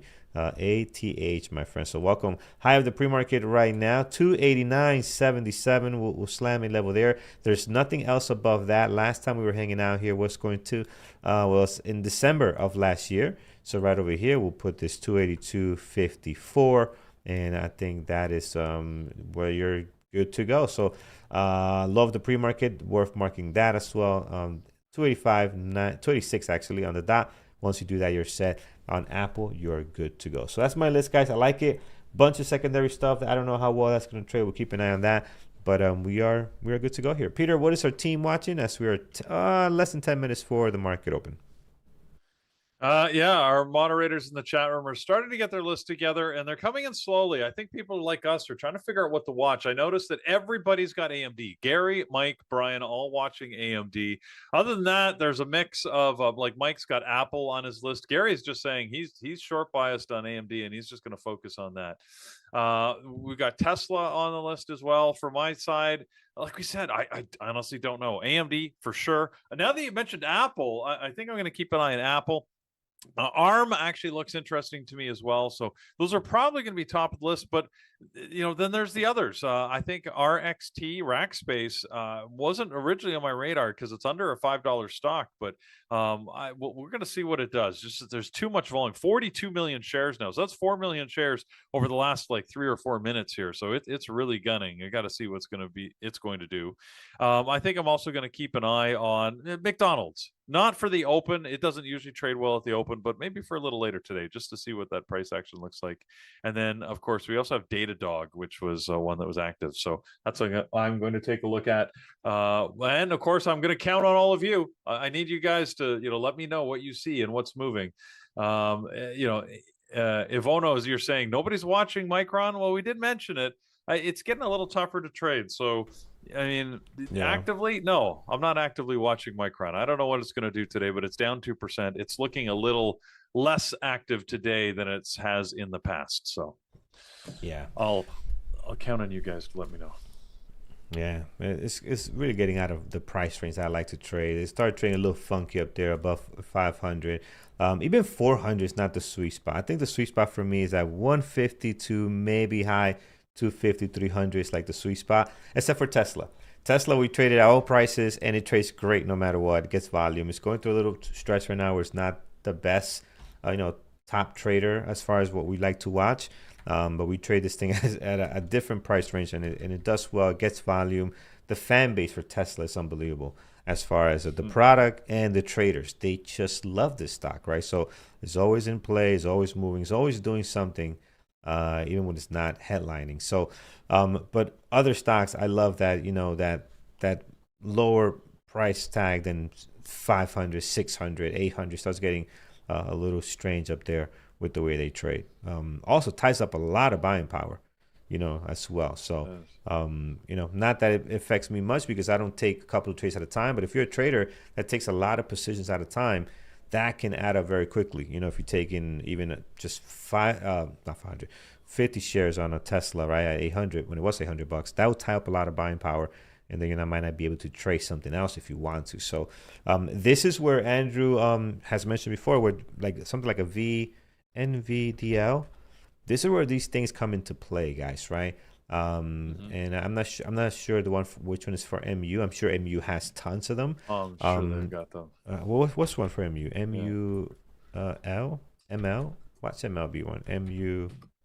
It's gotta be one. You guys, We'll give it to the crowd. What do you guys have? There's got to be a MUU. Mu. Okay, Mu. I like that. But this is 432. It's the same price. No, we need something lower, like at a $50. This is it. This is what they have as their ETF to trade. Is that it? Is that all you got for That me? doesn't make big of a difference when you're trading at 653 and you have no Yeah. volume. That's not gonna help. No, that's not gonna help. We need something that's a mud. Okay. MULL. MULL. Let's try this one. MUD. Okay. Mud is the Mud. reverse leveraged one. Okay. Yeah. I guess you could trade that. I mean, you could you just short it when you want to go long, right? Yeah. Which don't get confused. Yeah, that seems to be the don't confuse cheapest. that. That's Yeah, strange. it's weird, Carlos. Yeah, because Yeah. MUU and MULL are the two long leveraged ETFs, and you're right. The price, they're not that much better in price. Normally, they're like about 10% of the price, Yeah. and then it's give you not really- leverage. So Yeah. it's not as not as Yeah, it's not. exciting That's not as as you price hope, so. effective on the buying power as you would hope, right? Like, there's some other ones that are much better, like NVIDIA's. I'm sure Tesla's got TSLA, which is a very popular one. Look at that, 13 million shares traded already. So this is Tesla, right? $14, right? So if you don't want to trade the price tag of what is Tesla now, 406, this makes perfect sense. I'm willing to bet it's just it moved too fast, right? Micron just went up so quickly. We're they not haven't had ready. a chance. They didn't set up right a lot of these leveraged ETFs because they didn't expect they were going to need one for Micron. So Yeah, that's just probably it. They got to reverse split that thing, or not reverse split. Sorry, they just got to split it to bring it lower there. All right, friends. Less than 4 minutes to the market open. We're ready. AMD, Tesla, ARM, Apple. Secondary list here. FLNC, DDOG losing some ground here from the pre-market highs. HIMS also taking a little bit of a bloodbath dive here. Almost $1 down. Let's see. Oh man, looks like the party might be over before it starts. As far as the bell goes, and RXT also pulling back just a bit as we get ready for the market open. Peter, your list, remind us, and which one is your favorite today? Which are you going to be like looking for, and what strategies, if any, are you looking for at the market open? Well, definitely AMD. I'm keeping an eye on. I want to see signs of weakness. I am sort of short biased on it. We'll see what happens. I'm gonna wait for it. Yesterday, I was short biased, and it hurt me because I jumped in too early, and it clearly was not going short. I had a huge loss that I had to overcome. I don't want to be in that position again today. You've mentioned Apple. I'm actually surprised at how well Apple's moved. So I'm going to keep an eye on that and see where it goes. I also like at McDonald's. Again, not for the open, but for a little bit of a later trade. I want to see what it's going to do today, as it had gapped higher and then went red. Now it's green again. So, anyways, we'll see where McDonald's goes. So that's probably what I'm going to keep an eye on. On my secondary list, I've got Datadog, I've got Intel, I've got RXT. So yeah, we'll keep an eye on as many things as I can, and of course I'll be flipping through the list when I get the opportunity. So what I will not be watching: Snapchat, Beyond Meat.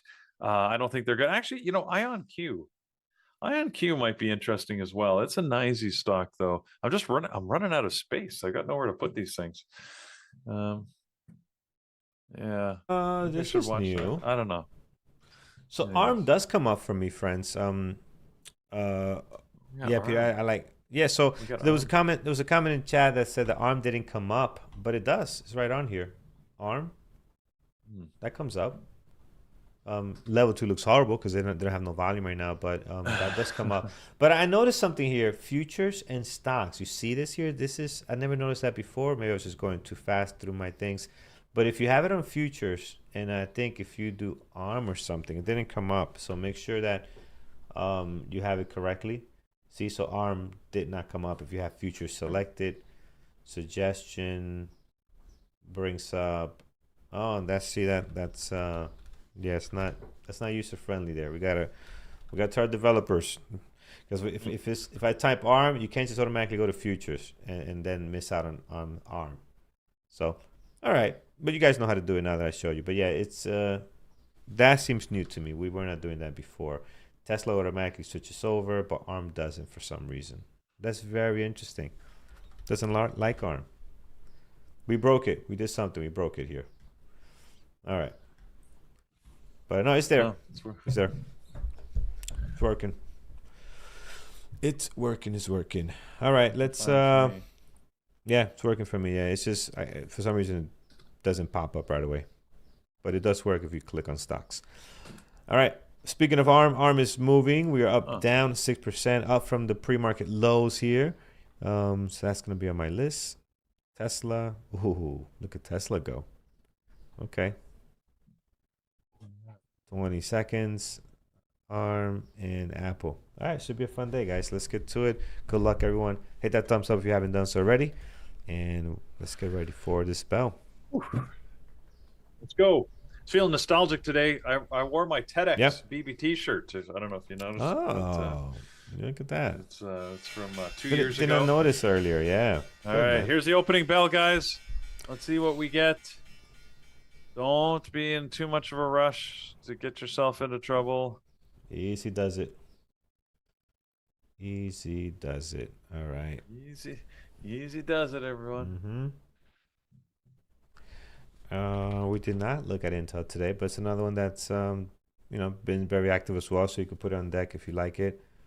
It's trading much better than I give it credit, I believe.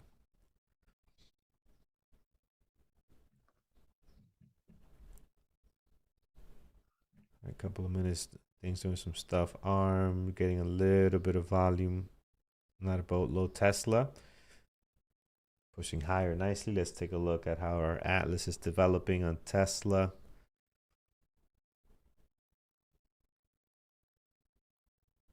It's going up, but this thing doesn't look that too bullish. Too crazy here. I just tried a short on AMD, and then it's like it popped. And yeah, I was like a dollar. Yeah.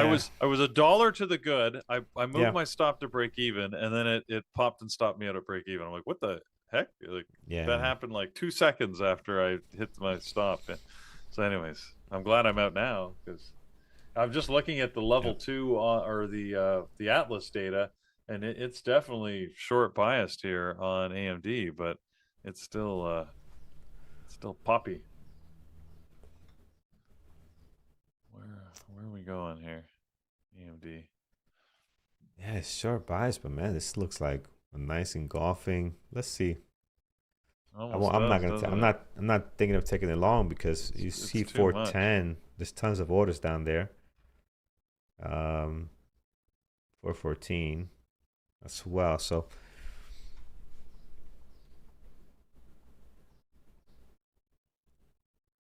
it's trading wild, man. It is trading wild. AMD. I'm short again, but I just can't handle this. Short. I think that's a good short. I moved my stop to break even, and I got stopped out again. Oh, yeah. Like it's just the spread is so big here that, and it's interesting. You got to take the hit. You got to take the hit of like $1, $1 or $2 on this one. Break even is going to be tough. The way it's trading right now, right? It keeps going back and up and down, up and down. I don't like it. All right, I tried. Yeah, I tried twice. I don't like it. Yep. Interestingly, both of my stops, I didn't get hurt. I actually got a better price by about 20 or 30 cents on each of my 2 stops. So the fills were not bad, which is odd when you get this big of a spread. Normally, I expect to lose money, but all right. So you guys are watching Datadog. Let's see, Datadog. Oh, move higher in Datadog.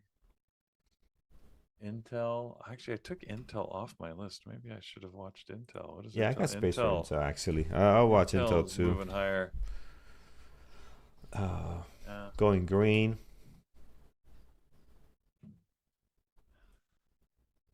Apple slamming above their pre-market high here, which is their new all-time highs being set right now. New all-time high, 290. Look at all the orders at 290 on Apple. Yeah. Wow. I think it's might be an Apple day today, guys. Might be a day where we dabble on Apple. Let's see. There's only orders at 290 on Apple though. Like there's like a quarter million shares sitting at 290, and then nothing. Like it's so big that it just makes everything else look like zero. That's amazing, man. This is awesome. Apple likes to do that though. Apple loves to throw orders at a certain level and then just leave them there. Oh, see, maybe I should have.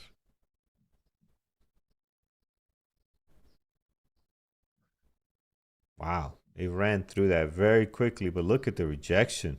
Oh man, I'm glad I'm waiting here, because I'm thinking, man, it's probably gonna be a good scalp based on what I'm seeing. But look at that rejection right back down. Look at the slam. But still, level two is still almost a quarter of a million orders still up there for shares, 41,000.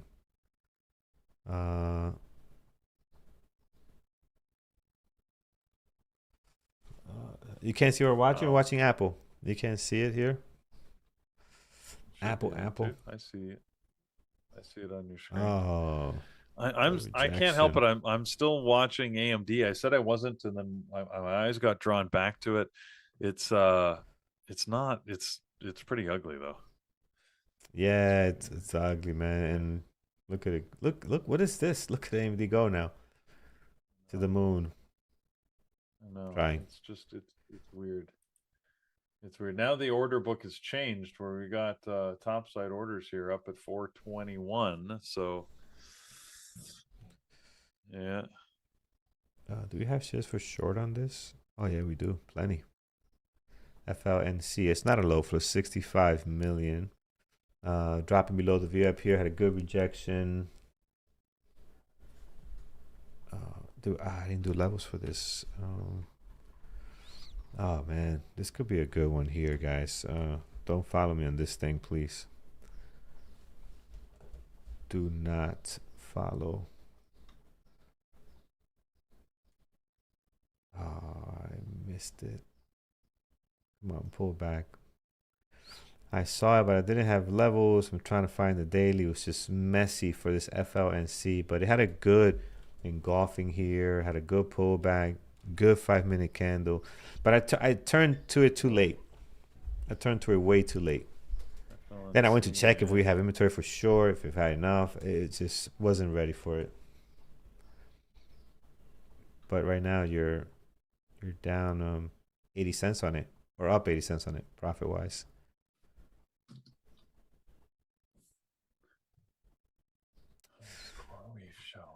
Yes. Oh man. CoreWeave, I was looking to see if it would reject the VWAP, but it's pushed through it now. I don't know what to expect here. Oh, see, these are hard trades here this morning. Apple back up to 289. 90. It's got the 290. Yeah.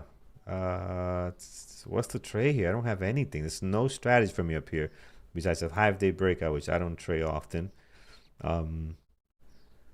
That's John's trade. I think John likes to wait for it to retest. I've seen him do that.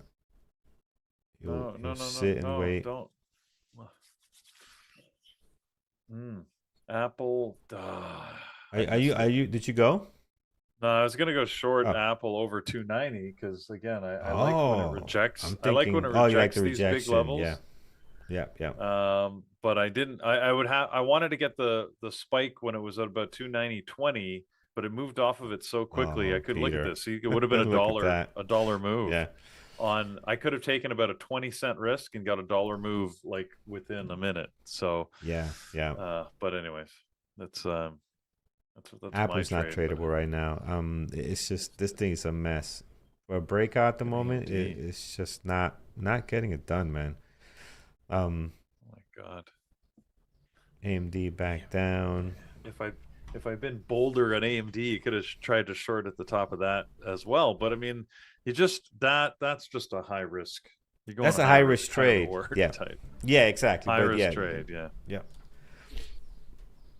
But it pays out nicely. The higher the risk, the higher the payday, or quicker. Could be the same payday, but just a lot quicker. Well, or the quicker you can lose money too. So you got to keep that in mind, right? You got to look at both sides of it. So. El Patron, don't tell me. I stopped looking at it. Let me see. Oh, baby. Come on, man. This is... you know what? I'm not upset because it's not my primary list. And I just... You sound upset. Trying to convince myself here. Oh, my goodness. Yeah. Oh, this is... Wow. FLNC. Obviously, it's a good short here. Up, it was up what 30% now. Look at Oh this. man, I'm just gonna look at Actually, it was something up else. 40%. Now it's only up Yeah, it's 23%. and Wow. oh man, if you look at everything, it looks so good on this thing. I am crying. Tears are coming out. Crocodile tears. It's gonna get halted. Well, no, not yet. Got 16.10. Got a couple of cents to go. Oh man, this is the type of trade that. Yeah. Okay. Let's see. AMD. AMD. So, in the See, that's chat what I room, get. Carlos, That's what I get Gary, for have you got the chat drinking room? this decaffeinated coffee today. I said, I'm not gonna go regular coffee, and I don't feel the difference. I feel perfectly fine. I think I don't need caffeine, but it tastes really good actually. I'm surprised how good that tastes. Um, but yeah, what's in the chat, Peter? Sorry, Gary in the chat room. He traded AMD. He said Yeah. Brian convinced him to trade AMD. He went short, and then it popped on him, and he just got hammered for like $3. Oh. And based Oh. on how he was groaning it, that hurt. I think that hurt. So I'm sort of Yeah. happy that Yeah. I didn't try it myself. But I am Yeah. regretful of Apple. Look at Apple. Look at that spike through 290. It definitely is hanging out well below here. That would have been a good trade. Oh man, ARM is back below the VWAP, Carlos. That might be interesting. Yeah. ARM and AMD's tough right now, but yeah, I'm looking at ARM, and there was another one too. Well, that one was gone, but yeah, let's see what ARM does here.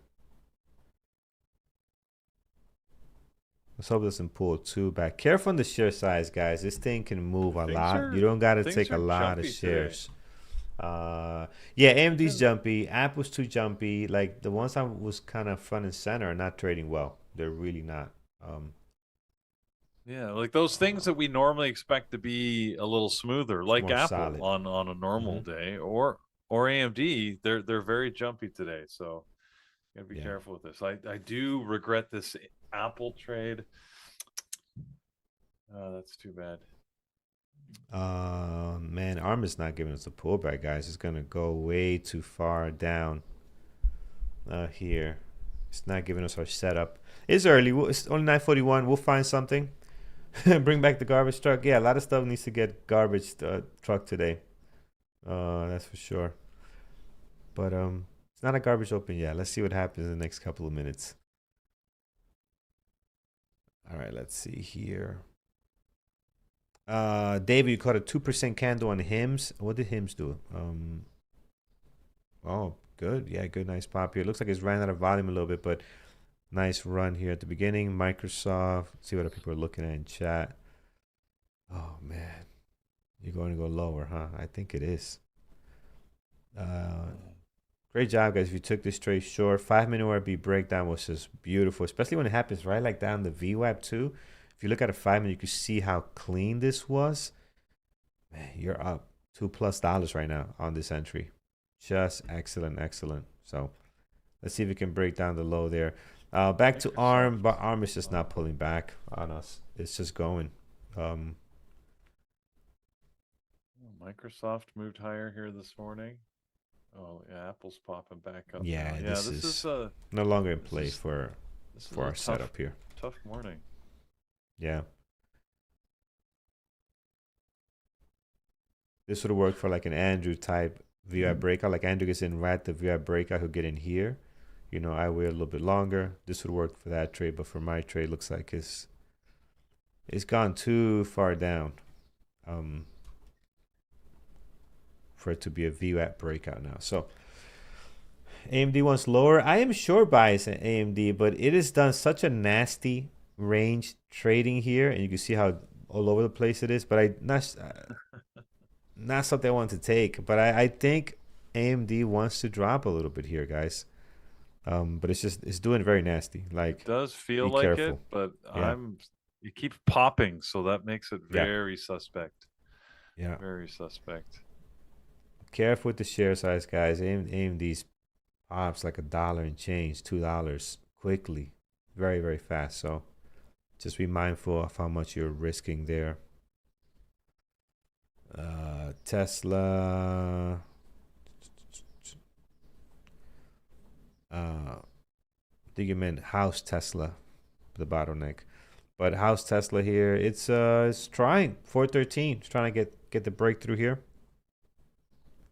Lower my share size, keep my gains. Yeah, absolutely. If you made money and you want to keep trading, lower the size. Lower the size.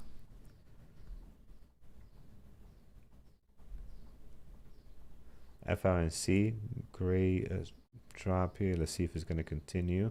D-Dog, just hanging around there on the VWAP. HIM's coming back a little bit. HIM X. RXT was the low flow of the day.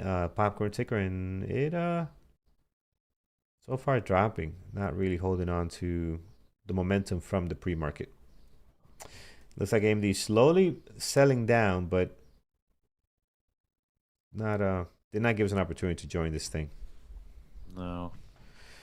Yamaha says market looks like it wants to drop. Yes, Yamaha, I agree. Thoughts on Microsoft? Wow, Microsoft had a good day. Good start. Good morning so far. 427.98 is the high, and pulling back from that. Yeah, overall market making some new lows. I think that's causing a little disruption in some of these tickers.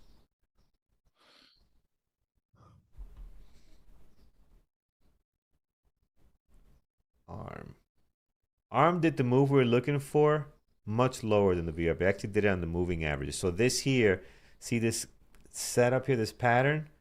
This pattern, if it would have happened here, we would have been short right here.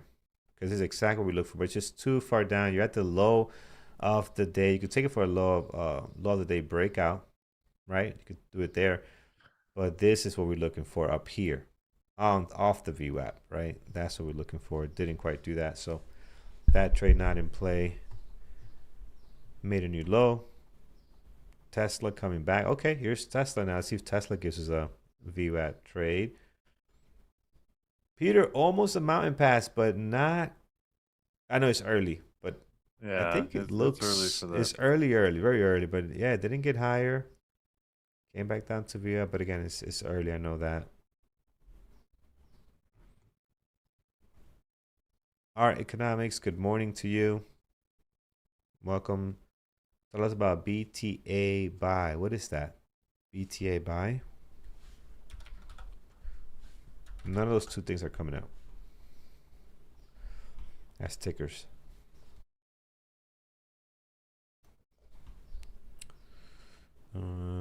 Tesla, AMD. Get AMD back up.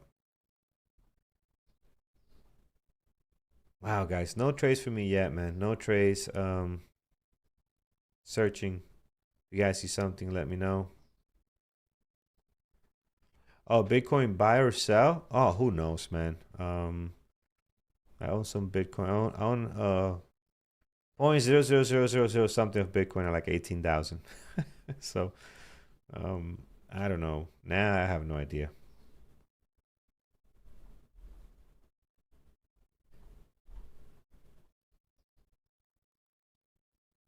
No idea. Okay, guys calling out MU. All right, nice. Rough start. Did drop here, trying to get to the VWAP, so we'll keep an eye on that one. See if VWAP breakout setting up there. AMD also coming back up. Tesla. So we got three potentials at VWAP breakout. AMD to the upside, Tesla to the downside. We're right on it right now. And then I'll keep an eye on MU. MU looks tough though, guys. I'll be honest. This stock, that looks hard to trade. That looks. Look at the start of that thing today. It's pretty messy. So failing right now, but let's keep an eye on the other ones. Here's AMD. Not really getting there, huh? All right, here it is. Tesla seems to be the better one. All right, let's focus on Tesla. Keep an eye on this one here. Let's take a look at Market Atlas, friends. Market Atlas brought to you by Trading Terminal. You can always go there and get yourself a Market Atlas and see this data. Level 2 is just a little bit different. There's not a whole lot of big orders down here. I see 410. Got 9,000. Let's make this a little bit tighter. 412. This is, again, it's more bearish, but it's not super bearish. Let's see. It's now it's doing the VWAP breakout. Breaking through the VWAP. So there it is. VWAP is right like at that 410. So that's good. Good breakthrough. Let's see how these orders react here. Then we got this level at 409.38. I think that's a daily level that I have on my charts. I'm just gonna go check and see where that came from. 409.38. What is this? This is the highs from a couple of days ago, right over here. So that is where we got that from.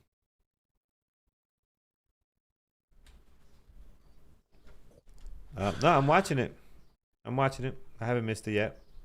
So we need the breakout, we need the pullback, and the confirmation. That's usually how I trade this. But things are just going. Like AMD just went too. So I'm waiting for it. I am waiting for it.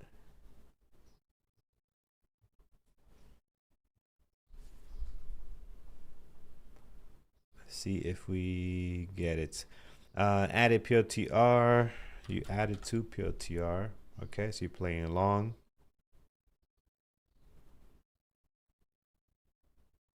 I'm assuming.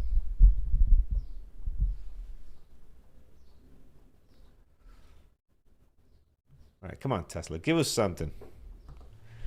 Give us something we can trade.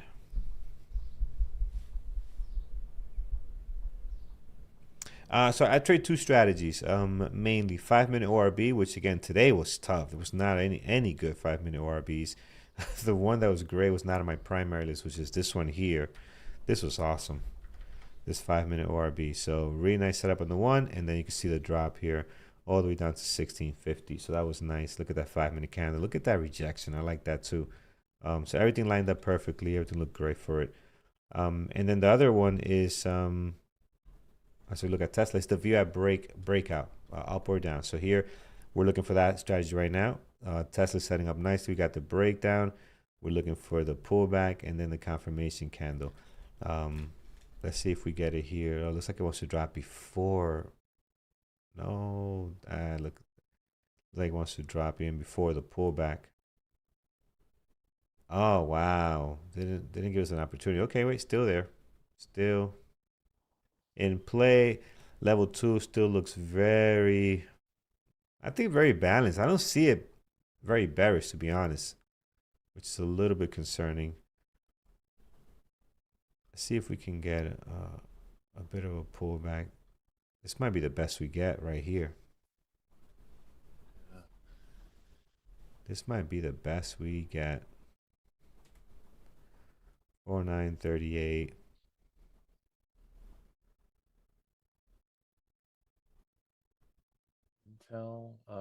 Tesla. Tesla's a hard one. 210's got a bunch of orders to the top side. Yes, I see that. So I'm hoping it pulls up there and then it starts heading back down. 409's got a couple too though. So I don't know.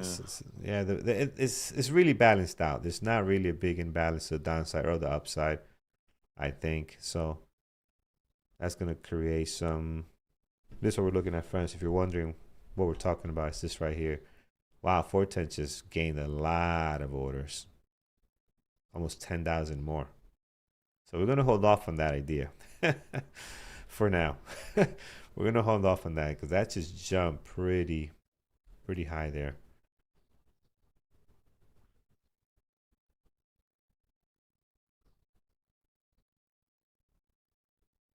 Okay, and now it's just look, once it gets to the VI, look how balanced it becomes, right? So balanced out here at the moment. 412 now. How does it look? 412, 20,000. Yeah. This will be it. The VWAP.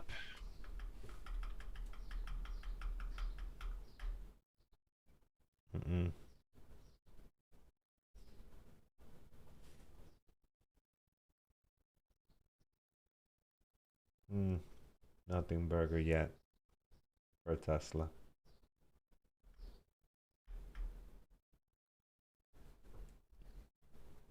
Yeah, see, this is not it.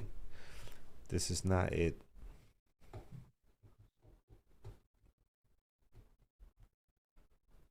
Intel, I might have missed this one, Candy, already.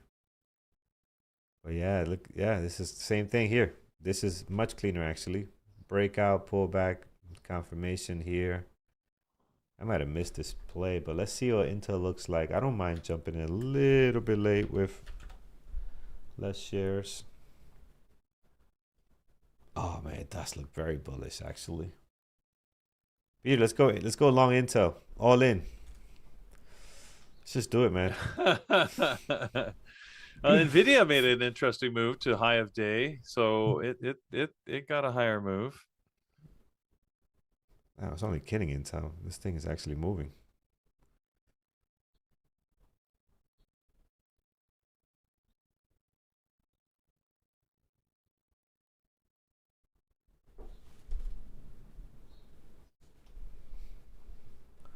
Wow. Yeah, Candy, great call here on Intel. Can't see my screen? You don't see Intel? Oh, you mean you want to see this here? This screen, the charts. So, so nice explaining how you didn't see this. Okay, so yeah, here's the setup and here's the breakthrough. Yeah, Intel did a good one, guys. Tesla never set up. ARM, oh, ARM is right at VWAP. ARM is tough to trade though. Really, really tough, the price action. So be careful, especially as the volume dies down a little bit, it'll be more difficult. And this thing can give you $4 pretty quickly. So careful on the number of shares.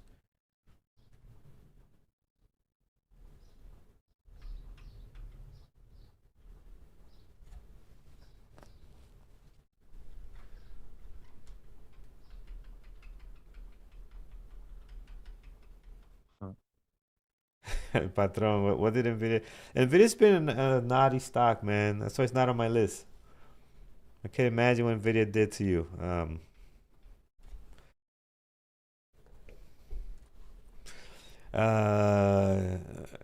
Kai says, why did I sell Intel at 99 on Monday? Because you probably made some good money. you probably did very well and said this is enough. But this market, nothing is ever enough, looks like, at least for right now. At least for right now.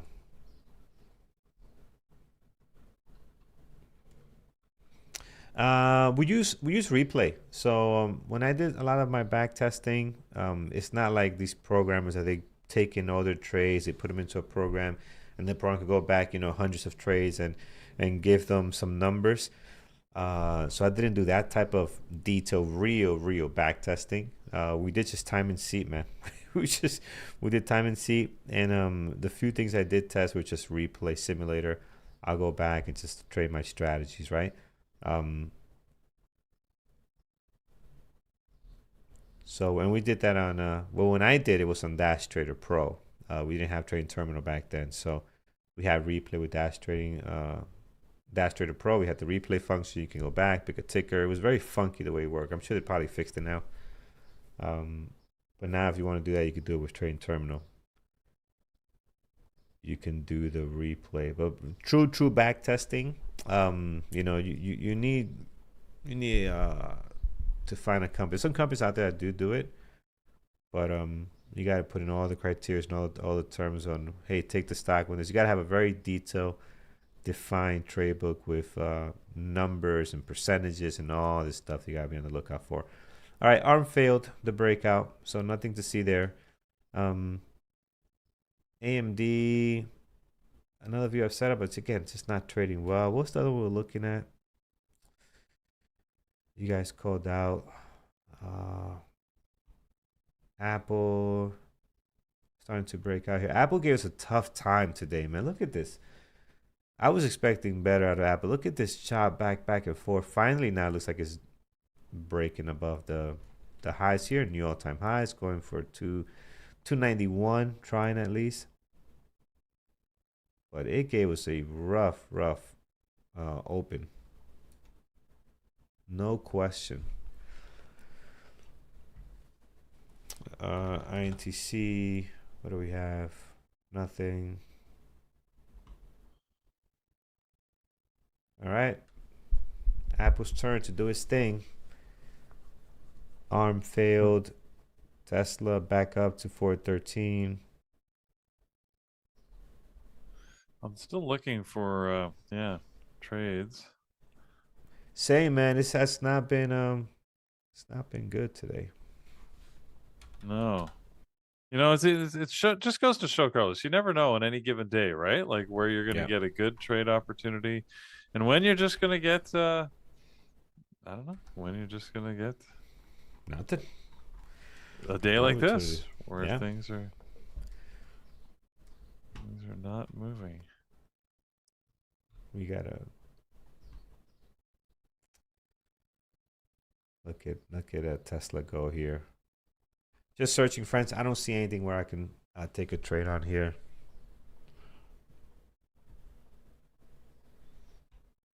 Apple's going. Yeah, Apple's going, man. Apple is doing his thing. Look at that go. 291. 291.28. I lost faith in you, Apple, when you faked us out so many times. Faked us out so many times above this 289, and I was very close to taking a trade, and thank goodness I didn't. This thing dropped hard. That would have sucked. And now it's going. And same thing with AMD. AMD, we had almost. I was thinking of long here. I know you were thinking short, but I was thinking long, and it just kept failing.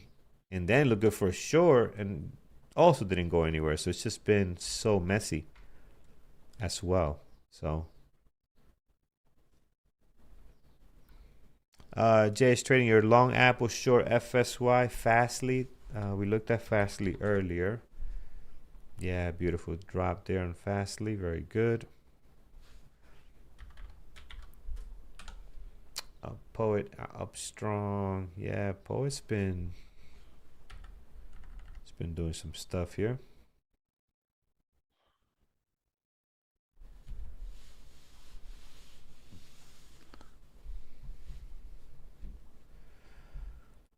BRLS. Garbage. RXT trying to come back up. He has a low flow of the day here this morning. Been trading very well. HIMS X also continues to push higher, up almost 40% now. So trying to get going. D-Dog. What did D-Dog do? Drop below the VWAP. Trying to get above the VWAP now. Maybe this will be our VWAP trade. Man, what a day. What a day. But this is trading, guys. This is trading. Sitting and waiting. Sitting and waiting.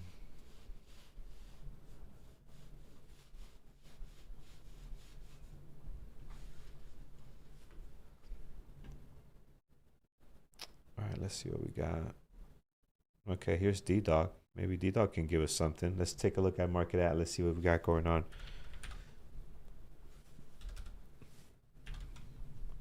D-Dog. Oh, level 2 looks horrible. Just because there's not a lot of orders, and probably the spread is, let me check out the spread. The spread's probably very wide too. It's actually not bad. 34, 60 cents, 70 cents. Not too bad. We go here, stop 84.60, so we got to take less shares. 84.58 will be the stop if we do go here. 184.56.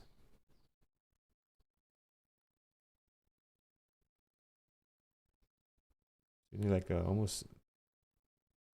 you need almost like a $3 stop on this thing, which is okay. Just take less shares because you can. The target is, almost $8. So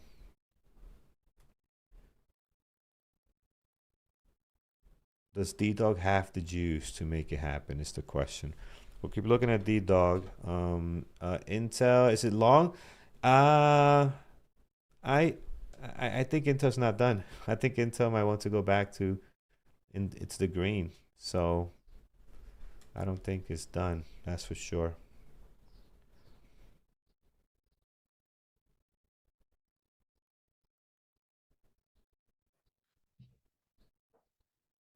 When is it going to do it though? That is the key. When are you going to do it? FLNC short? No. For me, no. I wouldn't take a short, me personally, because I think that this is a strong stock. You're up 26% on this stock, right? And you had your drop. This is the people, you know, bailing out. Hey, we're sitting at $12 yesterday. We're up at 20. Let's take some money off the table, blah, blah, blah. And now you're just this can go anywhere now. You're having support here. So it can actually go back up to VWAP and then slam down or really get going and go towards 20. So you got to be careful. This is a tough, for me, it's a tough area to trade long or short because it's just no edge for me on what this thing wants to do. Right? Let's go back to D-Dog here. All right. D-Dog is doing a slight pullback. Level 2. I'm not getting anything from level 2. As messy as it is, it does look a little bit more bullish. It's pretty balanced out actually. All right, here's our entry. Let's see. Okay, 184. We say 184. 184.56. Okay, let's go long D-Dog. 184.66 is our stop. Take less shares, guys. This stock can move a lot. We'll love to get high of day. Well, I don't think you get those type of moves today on D-Dog. It's pretty high. 191 here. I'll be very happy. 191.92. All right, first trade of the day on the least expected stock that I thought I would be trading today was D-Dog. If you told me like, oh, you trading PLTR, right? Like, no, I'm not trading that crap, and here I am. I am not. That is not my plan. Yeah. It's not my plan, but you know what? It's Apple. It's the best we got. Look at Apple. Let's see. Yeah, Apple is just crushing here, man. Apple is doing its thing. God, up 1.4. I can't believe there's all these orders higher on Apple.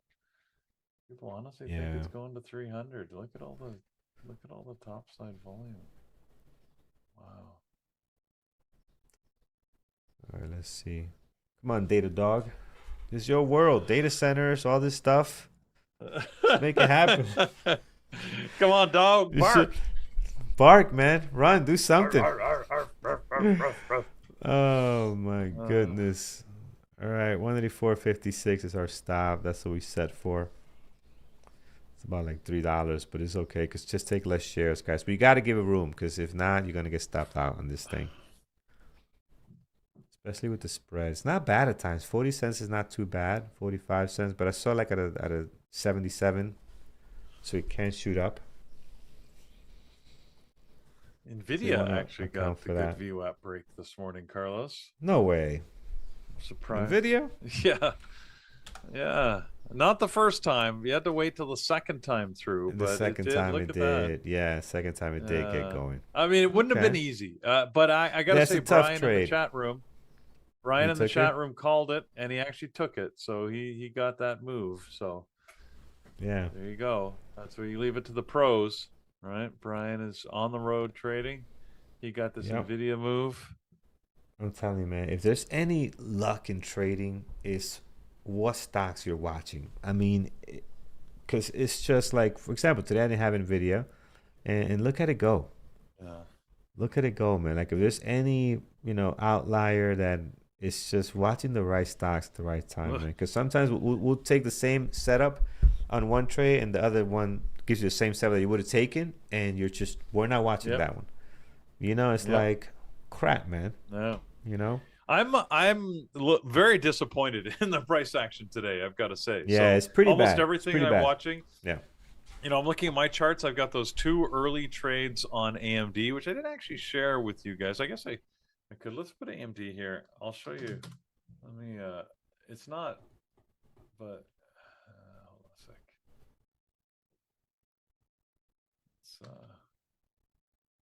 You're sending it to me, or you're putting it up? I'll put it on the screen just to keep it easy, so you don't have to worry about it. Yep, all good. But it's just it's like you said, Carlos. It's one of those days where we're not quite getting the fun that we were I know, man. This necessarily we hoping should be for. making a lot more than this. There you go. So that's Yep, what I my got it. day looks like. Pretty boring, right? Like it's just like you can see two early trades. Those are two separate trades. I Mhm. went short. It popped down, break even, short again, and I'm like, I just didn't like the volatility, and I think I was right.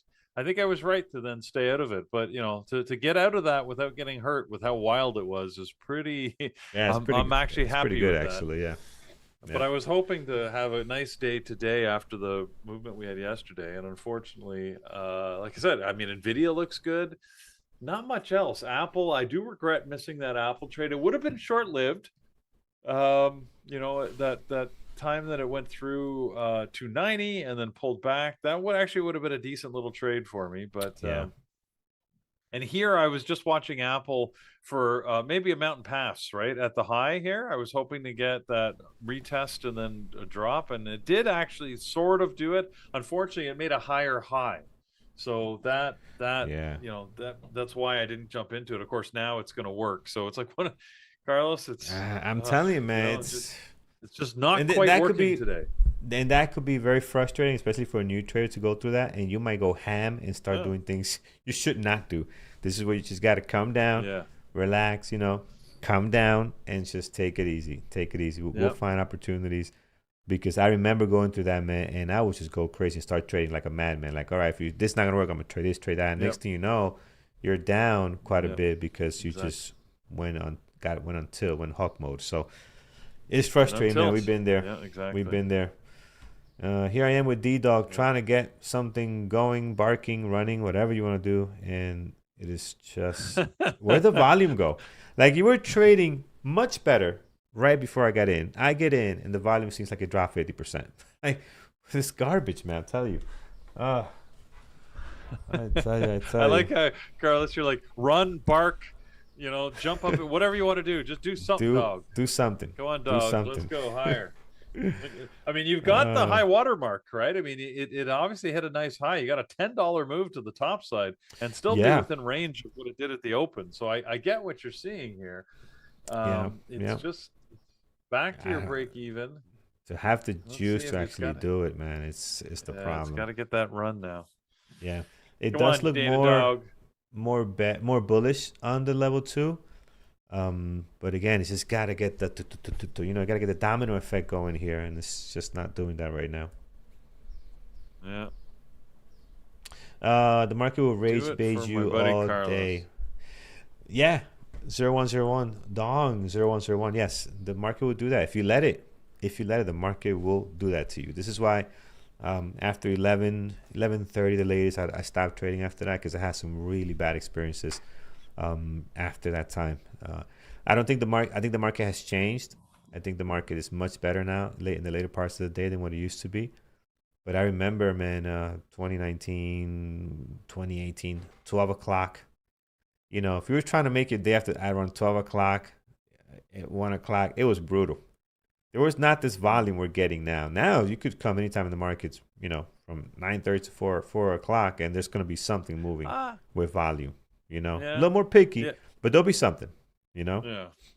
I found the afternoon trade in the last couple of months has actually started to die off. Just the momentum Really? is dying. Okay. So it's not as good as it was. But you're right. The volume is still there. It's just not as good as it had been. Oh, interesting. Interesting.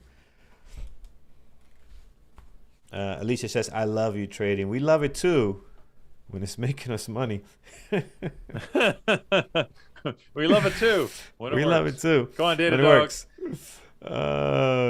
Data Dog is just hovering above the VWAP here. We want to see the break, hopefully above 188.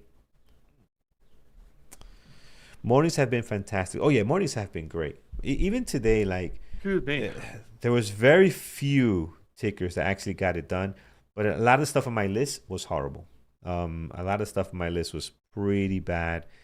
Look at Apple at the beginning. I mean, this is just, I can't trade this. You can't trade that, right? Not for my strategies. ARM was a little bit better, but it wasn't watching that. Didn't really give me any signals.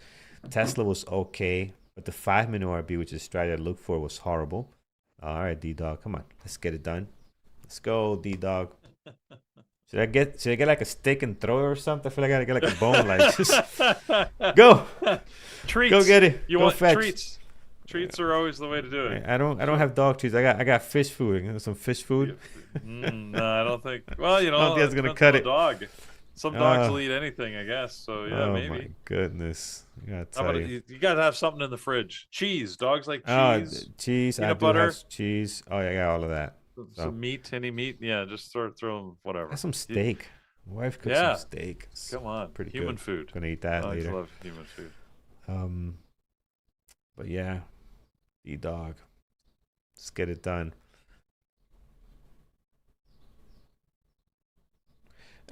Send me your IBAN so my money doesn't go to a stranger. Oh man. Yes. The market makers told it to sit. It sure did. Sit and lay down. That's what it told it to do. Soy ding your short, D-Dog. All right, let's see who wins, man. It's anyone's game, right? Hopefully you're short from here and you're covering, making money, and you let me go up to 198. Hopefully that's the case. I want us both to win. So I had to pay my taxes the other day, and I paid it, and then I got my assessment, and they came back with like $100 interest. And there was $100 interest because that you have to pay, or to you? Yeah, that I have to pay because what they do is they send me installment payments, right? Because officially I'm self-employed, so so I have to pay in installments, and I guess I didn't pay enough in installments, and so but the difference that I didn't pay in installments was $1,800. Okay, and they said that the payment $1,800, and the payment I didn't make was in December. So if you do the math, which is a little hard to do, but what is that rate? What interest rate are they charging me for $1,800 over 4 months? It's something like 24%. That's what I'm saying. I'm like, how does the government get away with knee breaker rates, right? Are there fees? Are there like some fees involved that are just standard fees? That's no fees. That's just interest. Yeah, man, that's pretty high. Yeah, no kidding. That is like it's crazy when you consider it. I mean, it's that is pretty wild. Now, if you overpay them, Peter, can you charge them back? You know, you should overpay your next one. That's overpay it. Oh no, of course not. And then say, hey, you have my money. I need 20%. I need this back. I dare you to try. They will totally ignore you. But you don't get it back. If you overpay, sure, you get a tax refund. That's lovely. But they're never paying you interest on the money that you overpay. And holding your money. That's always driven me nuts. Wow, look at Apple. Apple really made a good move. It's almost picturesque, right? It's going to stop us level out 2 here. The problem is the only flaw in is that it made a higher high and just did not, didn't give me the trade that I was looking for, which is a shame. So, oh well, what can you do? It moved right to VWAP, right from that high to VWAP. That's the perfect sort of trade setup I'm looking for. It's just not. It's not there. This data dog is a dog, Carlos. Yeah. The dirty dog. All right, let's see if D-Dog is going to do some stuff. Look, it might stop me out. Might stop at 184.52. That is what we're paying for this. Also watching in NVIDIA. See, this is a problem. NVIDIA is looking like, on the chart, it's looking like it's sort of getting ready for a high of day reversal. The Atlas, though, tells me that there's still orders higher at 215. And the volume is not telling me that it's done moving higher because it didn't have any exhausting volume at the top. So I'm going to stay out of NVIDIA despite what the pattern looks like in the candles. And for me, this is one of the Mhm. important reasons why, we use these different indicators, right? Like I want to understand volume, I want to understand order flow, and I want to understand what the chart pattern. In my opinion, it's tough. It's very dangerous to use just one or two of these things. You want to be looking at, as many different types of indicators as possible. When they correlate, that's when you get great trades. At least my experience. That's when my trades tend to work the best. When they don't, Yeah. is when you get things that just, that sometimes work, sometimes don't. And like Carlos, we were talking about earlier, right? It could be frustrating when you miss those because you're like, oh, look, it looks so good. But, the data didn't correlate for me. So that's just the way it is. Yeah. It looked good this time, but there'll be 4 other times where it just wouldn't work out. And then, we mentally tend to ignore those things. And that I've learned that's dangerous in trading. Yeah. Yeah. So in any event, Datadog is, you got in right as it decided it was tired. The It dog's was tired, lying in man. the shade, This not dog gonna move. is Maybe give it some water. Maybe the dog just is a little lazy, bowl of man. water. It's a lazy dog. Yeah, it's a lazy dog. Come on, dog. We'll see. All right. Well, at least it's back above the VWAP. My stop is 184.56. I try to get to right at 56, wow. but so we'll see. AMD looks like it's gonna try and go green. Oh man, look at that beauty. AMD. That's just awesome. And then the other one that we talk about, guys, right? This is it right here. Someone asked earlier, is this Fluence Energy a short? And this was our concern, right? That it's already sold off. It is a strong stock. It is up 31%. 26 at this time here. And look at that. It's kind of stuck in this middle zone and back to the VWAP. Now here, you have a better chance of it coming back to the low of the day than you do here breaking down, right? So watch what it does here. See if your setup sets up, and then see if there's an opportunity for you to trade this thing. So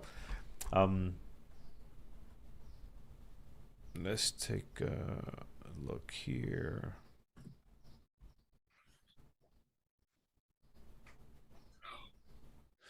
Carlos, I think we need to go shopping together. I need to, because I've got to find a better What are you chair. looking I gotta for? say, I've got 2 chairs in here. Both my chairs are uncomfortable.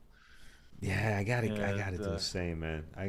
This chair is not comfortable at all because I need the arms to move up. The arms on my wife's chair does not move up, and I need. You them still to have move your up. wife's chair? I know. I know, man. You're still standing, and you have your wife's chair? Oh man, I am dude. still walking on earth, living I'm impressed with my wife's chair, and I'm impressed. yeah, she's not too happy. But the good thing is that but it's only Wednesday she works. She usually uses it Wednesday when she works from home.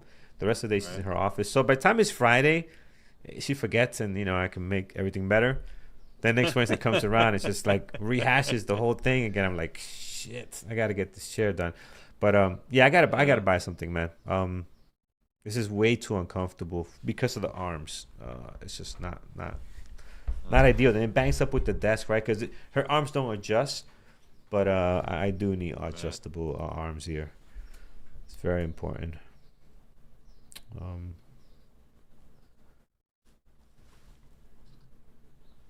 All right, let's see here. How do I make this big again? There we go. All right, we got some trades we could look at in a second here. Trying to see if D-Dog is going to give us a little bit of wiggle room. Would be nice, D-Dog. Why is that not going full screen? That's interesting. It did before.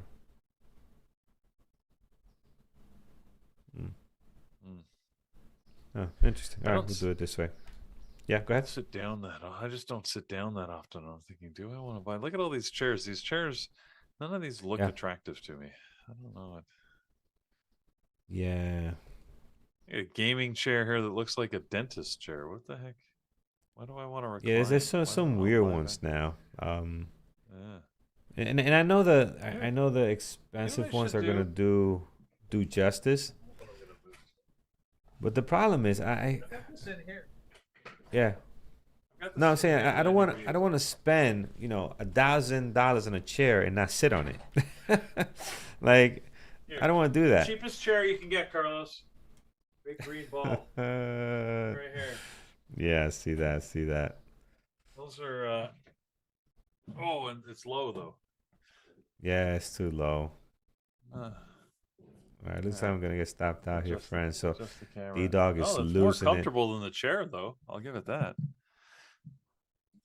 Yeah.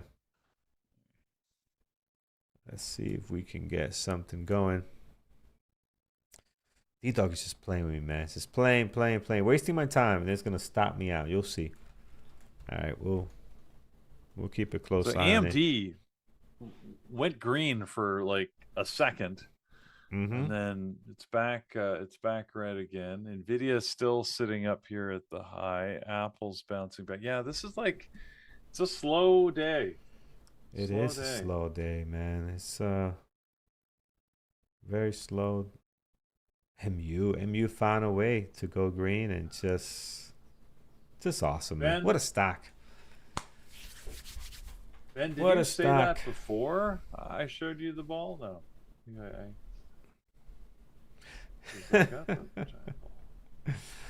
No, I think it's after you show the ball. All right, here it is, guys. We're getting stopped out on D-Dog. So it's quite a coincidence. Yeah, there we are. We're out. D-Dog, we're out of D-Dog there. But now I can show you this because I'm not paying attention to D-Dog. No, it's okay. I took less shares. So although it was a $3 stop, it's not a big loss. But sucks, man. My first trade, and there's nothing that's been working. But let's see some stuff that has been working from our community. Here's Kyle on IonQ. Kyle on IonQ, what did he do here? He took a short. Can't tell what the time frames are, but I can't tell what the time frames are. But he took a short here. Partial, and then partial and adding. I'm not sure what's going on here. I'm a little bit lost. Let me gather my thoughts here and what's going on. So he's short, partial, shorted again. No, he wouldn't do that. He wouldn't short and then partial. What? I'm having a hard. Peter, you got this one? I'm having a hard time understanding this one here. IonQ? Yeah. So 1 minute. Okay, so Mike says 1 minute ORB. Yeah, this one needs to comes with more. It comes with the reader's notes, the producer's notes on this one. Short. It looks like a short to me. That's the first entry. Right, it's definitely short. Partial. Yeah. But what's with the? Yeah. This is. I don't know what happens next. Yeah, I don't know what happened there. He did something. It doesn't make this. This is weird. More partials, or they're like adding partial on the way up. People don't usually do that, but it's okay. You know, is this our Kyle? Kyle's going to be on later today. He can explain when he comes on. Right. So we'll know for sure what Kyle was, his thought process was. He looks like he has an order there. So we'll see what's taking place there. Now, here's one that I do understand. John. So John took a long, usually has high of day breakout strategy. As that's all he trades. Stopped out here. And then it came back long again. Partial, add. Partial, add. Oh man, yeah, nice, because you got that NVIDIA breakout, so that's pretty nice there. And then all partials 50% off. Very small left. Might as well take everything off there if you don't have a lot left, man. That is beautiful. Nice high of day breakout on NVIDIA there, John. This is Milad in our community. This looks like a 5 minute ORB, a little bit early, but kind of 5 minute ORB. I wonder if they took into consideration this engulfing. Sometimes people do that. They'll take that consideration, that pre-market engulfing there, and then just look at that, go add it, partial. That is very, very nice. So that's a great trade on PLTR. Here we have Toby. Toby today took PLTR. So man, a lot of people took PLTR today. I did not watch PLTR this morning. It looks like PLTR was in play. Yeah, it looked very good. So nice breakout here on PLTR. Added, partial. This is one of our members in the community. So great job on PLTR. That is awesome there.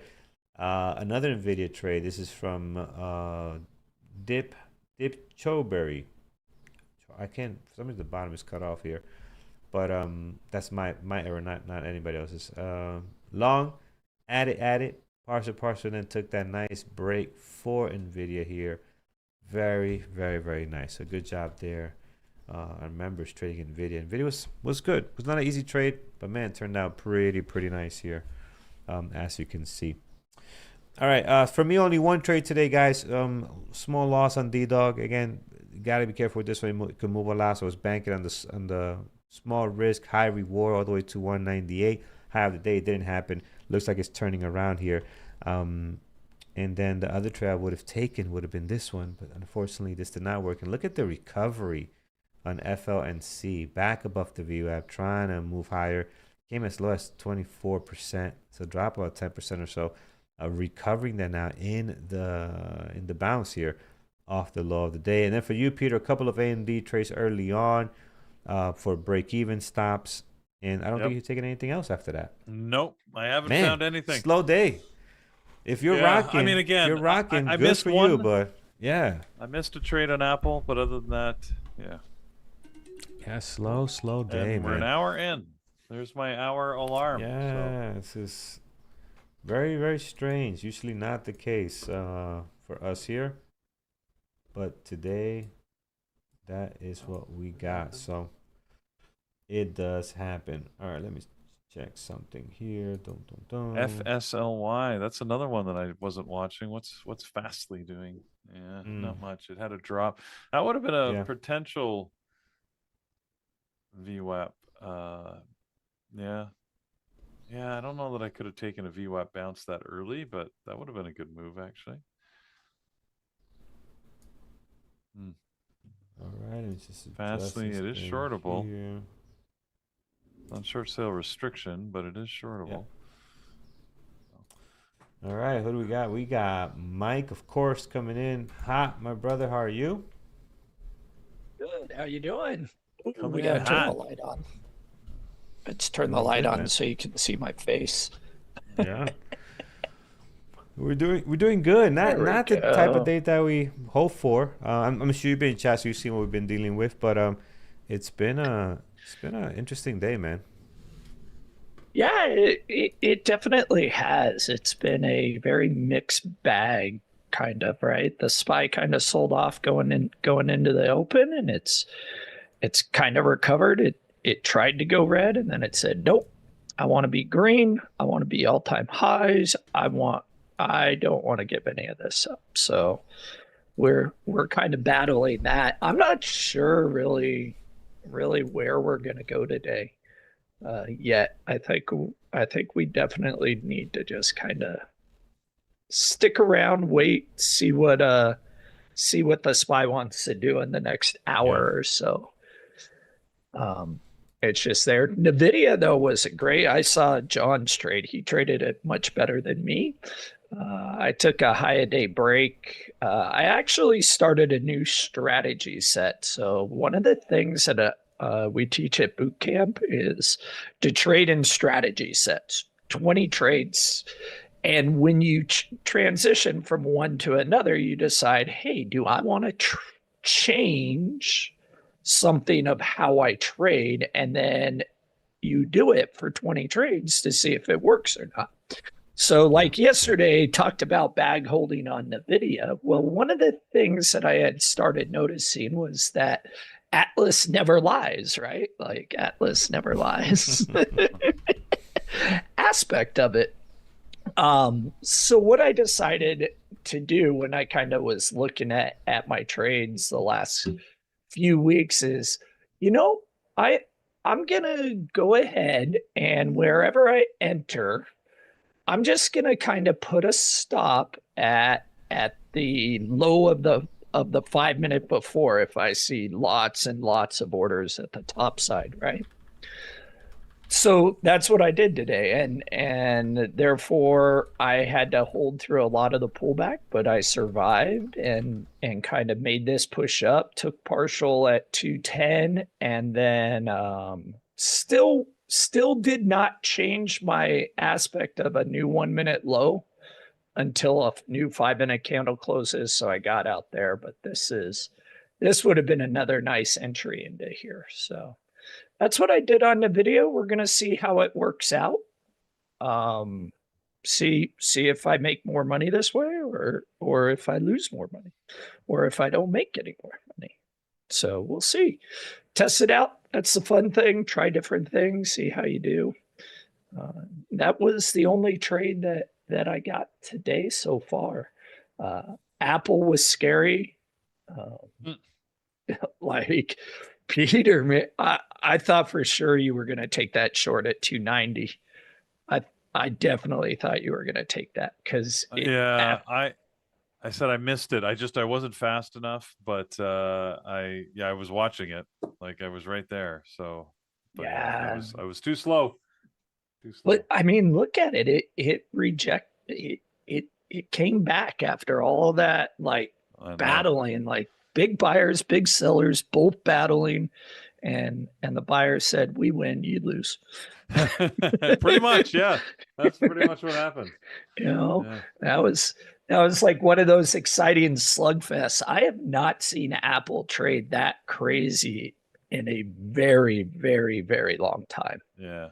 Like Apple's typically that stock that's got a one set spread, trades nice and smooth, goes up, goes down. It's just in a flow. Today it was slugfest. Like we're at all-time highs finally. We're gonna put on a show for everybody. And it did. And if you weren't careful, you could have lost some big money on Apple depending on your strategy. And then on the future side for me, I am just kind of sitting back here.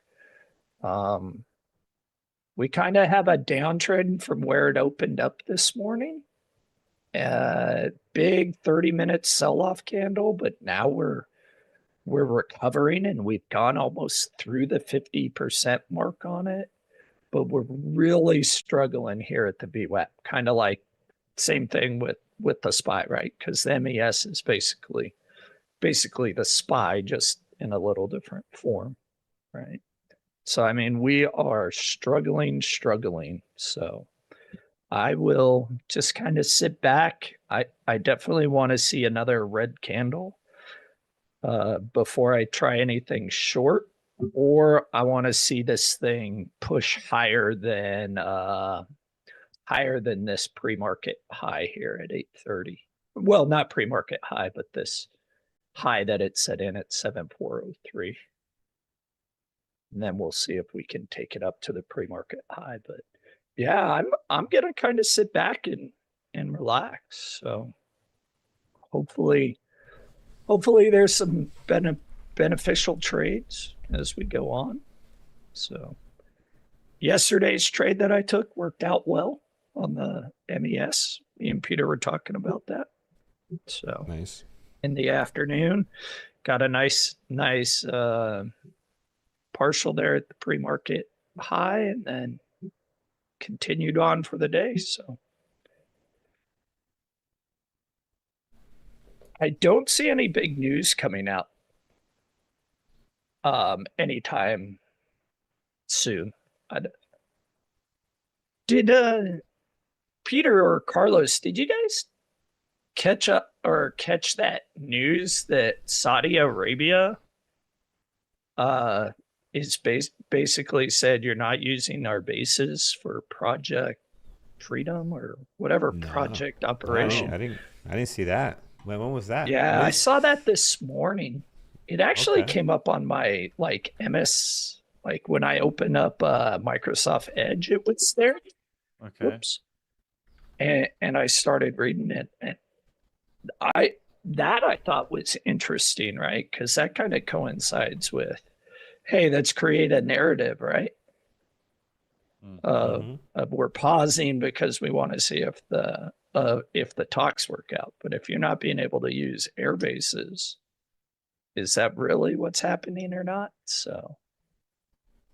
Oh yeah, see, now it's interesting. Yeah. So that was kind of like a hidden story that didn't really come out. I did trade NVIDIA. I'm not in it right now. John in our chat room, I think he still might be in it with very small shares, but he had a great trade on it.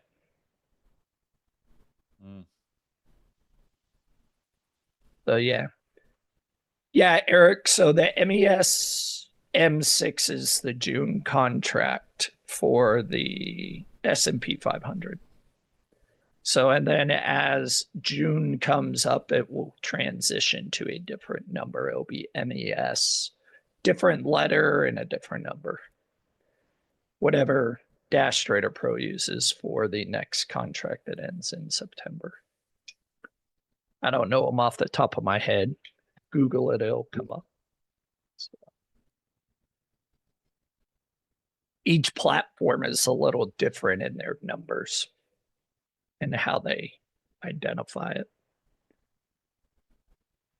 Yeah, I've had quite good success trading them. I've had to do a little bit more, and I was talking with Carlos when I first started coming on. One thing that it's made me really start to do is look at the market structure from a larger time frame. The daily chart, the 60-minute chart, and really understanding that where the market's at. And then that understanding has also translated into helping with my intraday trading of equities, because if we're in an uptrend on the market, right, with the SPY and the S&P 500 on the daily, on the 60, on the 30, why am I going to try to short a stock that is heavily within that index unless there's some news that makes it different, right? So, and that's something I never really considered before. It was all, hey, here's my level, here's this, here's that. It's my setup. It's a high probability setup. I'm going to take it. Oh, I got stopped out. Okay, no big deal. That's what happens. But when you layer over understanding the market structure, right, and you understand you're in an uptrend, well, now you kind of correlate, oh, well, no wonder it failed, right? Like the market's bringing it up. Yeah. So, and I don't process information very quickly. Why? I've just had some concussions, so I found the nice smooth lower moving MES has been nice for me. I can see stuff, I understand it, I have time to process it, time to look at it, and then go. Yeah, that makes sense, man. This is why, like, for example, like that 1 minute ORB, it's brutal.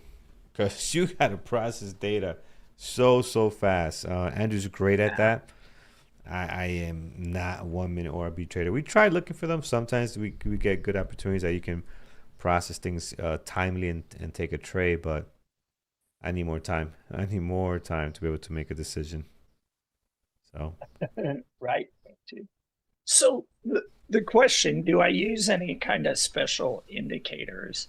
I don't really use any special indicators, but what I do use is I've kind of, with the help of ChatGPT and other AIs, I've kind of come up with this, it looks very complicated, but it takes about 5 minutes to just plug in numbers.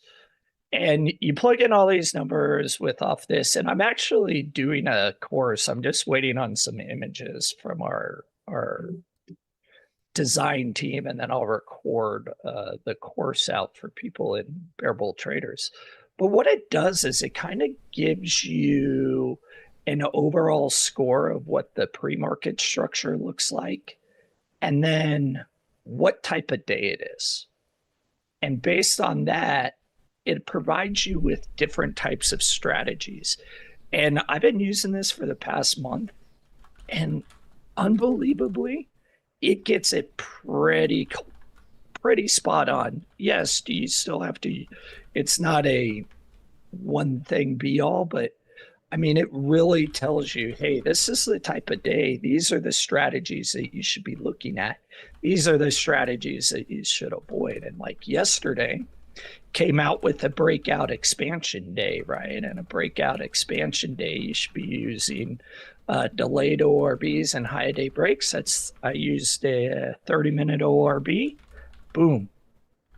hit the profit target. I didn't manage the trade very well, but Peter, we were talking in the close show that it went right to the target I had set. I should have just let it run instead of letting it getting out early before my break even on it. So, but it works. So I'm putting that together for our BB team members in the advanced course. Show people how to fill that out, what each little thing says, but I don't use any special indicators other than understanding the market structure. Hey, here's where the market's at. This is what it's looking like. Boom. And from there. Just looking at Tesla here, Mike, it's just starts to break out of the high of the day. So new high of the day on Tesla above that 413-ish, 414 looks like. So breaking out nicely. Finally making that break. Yeah. Yeah. Nice on Tesla. AMD. Did John take that? Is John around? Did John take that high of day breakout? Oh, he might. Look at that Atlas too on Tesla. 416, 418, 419. This thing may want to go to 420 today. Yeah, looking good. Oh. Carlos, I'm not recommending you do anything about it, but D-Dog is back above VWAP. I see that. I was looking at it earlier. When it went above here, like about 10 minutes ago, I think it was. Yeah, a little less than that. And I wasn't interested. This stock it's just stuck, man. Again, no volume. It's just stuck here, and it's just. Look at how much the volume has died off. Oh yeah. So. I mean, look at my. So if you guys look at my entry, right? So my entry is right here. This is when I went long. I'm just gonna. Can you guys see this part? Yeah. Look at the volume right after that. What a big difference, guys. So I was looking at this. Hey, this is actually trading well. It's getting good volume. I get in, and I just kill the whole party. Like the guy that showed up, so subs to the party, never stops talking about himself. That was me right there. And everybody's just like, did, Carlos. Screw this guy. Let's leave. And what they did was they text each other. Hey, I'm gonna act like I'm going home, and I'll meet you back at my house. Okay. And everybody just went to the house. And I stayed at the party with myself. You know, that's what happened here. It's just brutal, man. Brutal. Oh, oh boy. Man. Look at this.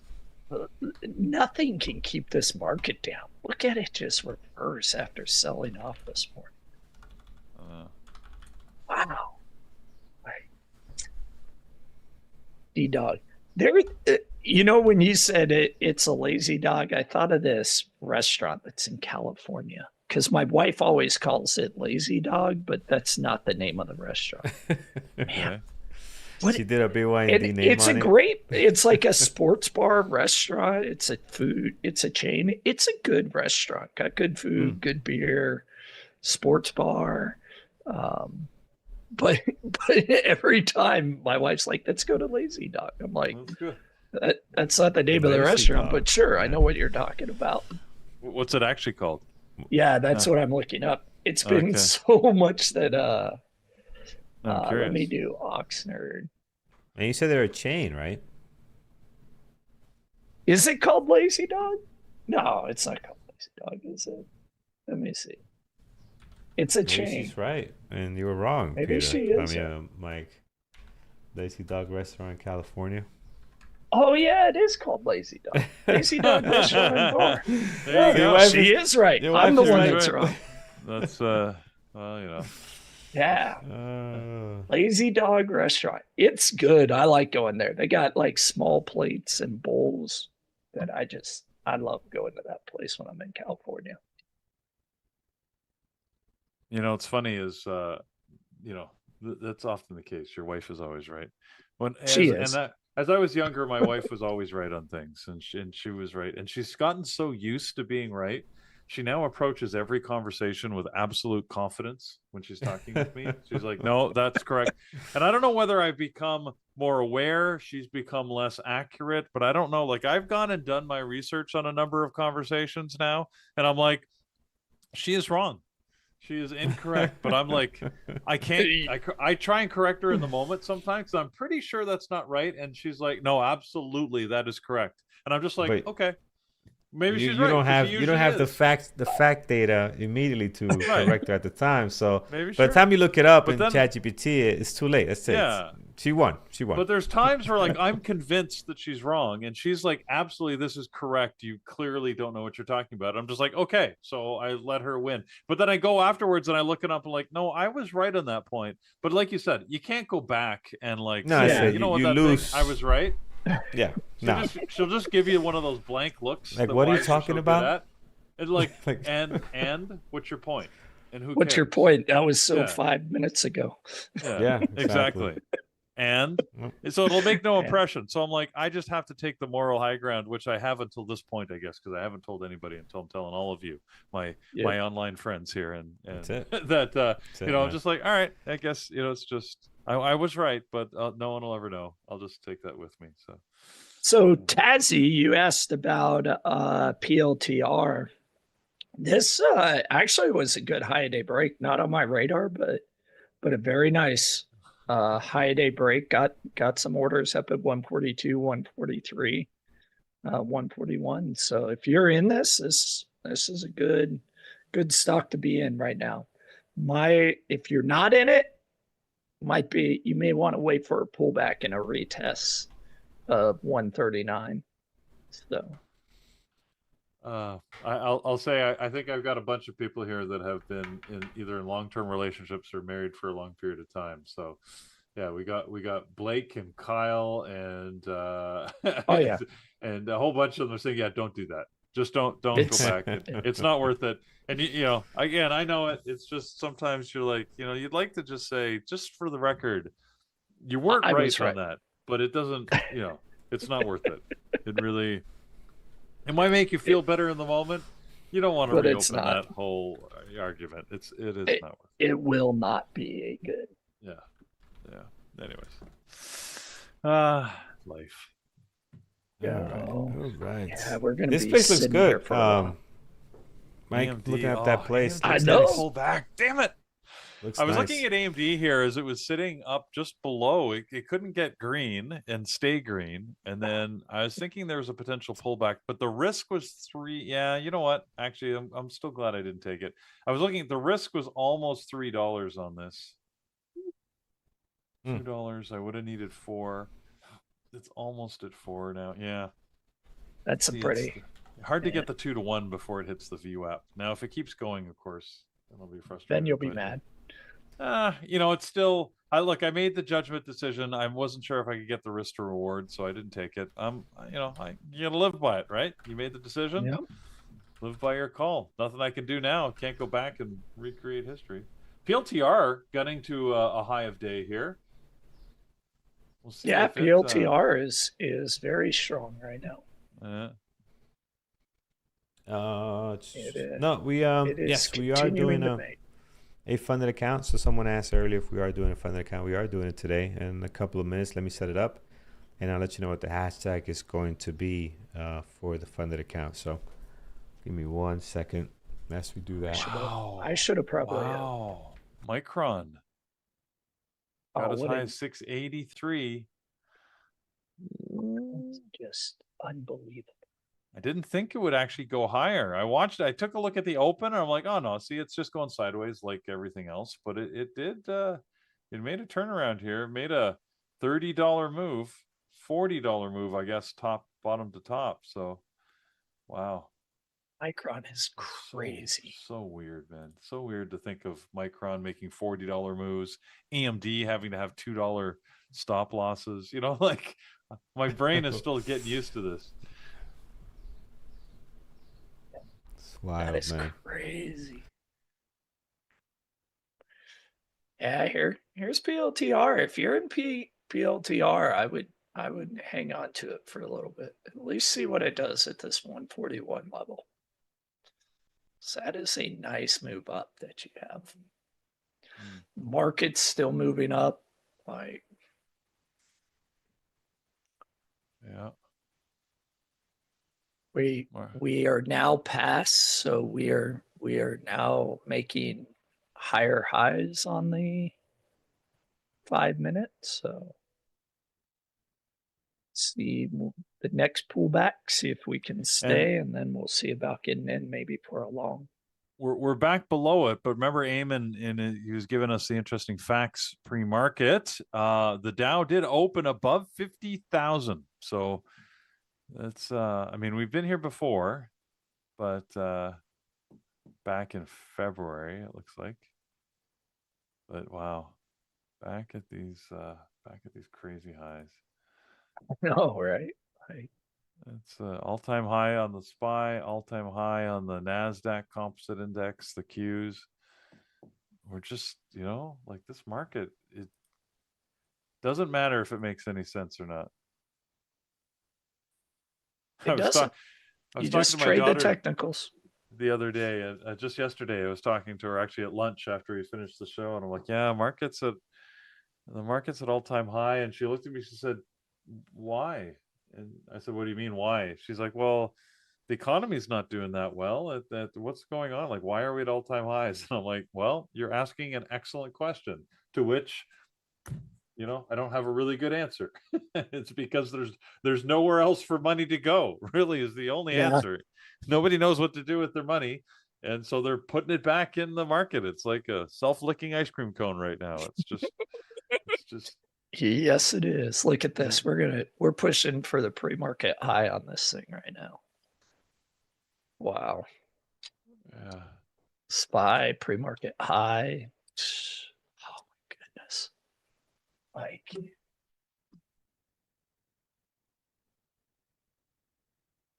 My God, why do they want me to have companionship? Look at this thing go.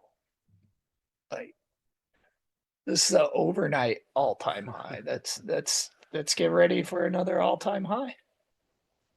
Here we go. Yeah. Why not? Just wild. Let's just there we keep go. Going. New all-time high. Why not? Keep going. Yeah. What the heck? Look at that thing. All-time high. All-time high. We got nothing better to do, right? Yeah. Let's just keep going to all-time high.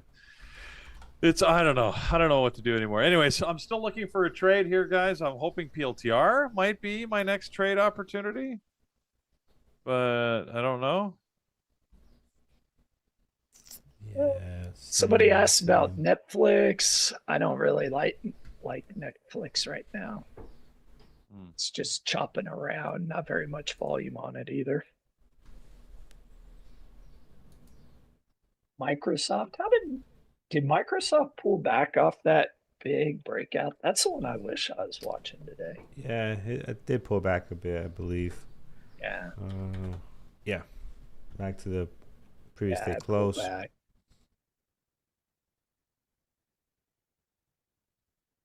It's got a lot of orders up at 428. It seems like it didn't. Did it hit 428? Nope, 2 cents shy.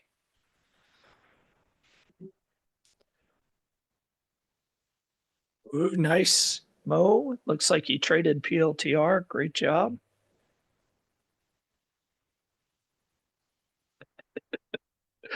Self-licking ice cream cone.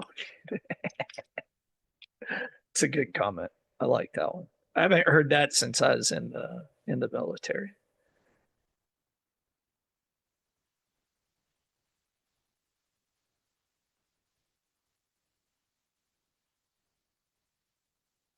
Yeah. It's Matthew, you bring up a very, very good point, right? Companies are making more money with more profits, but require less labor in certain areas. So now it's where are the jobs? I heard an interesting debate, right? Like you get AI to do everything. Well, then what are people gonna do? Right? Are we going to be sit at home and vegetate? How are you going to make money, right? Like to afford anything, which means the robots that the companies are employing are not needed because nobody's buying your product. So at some point, we got to find a balance, right? Yeah, you got to have the cycle.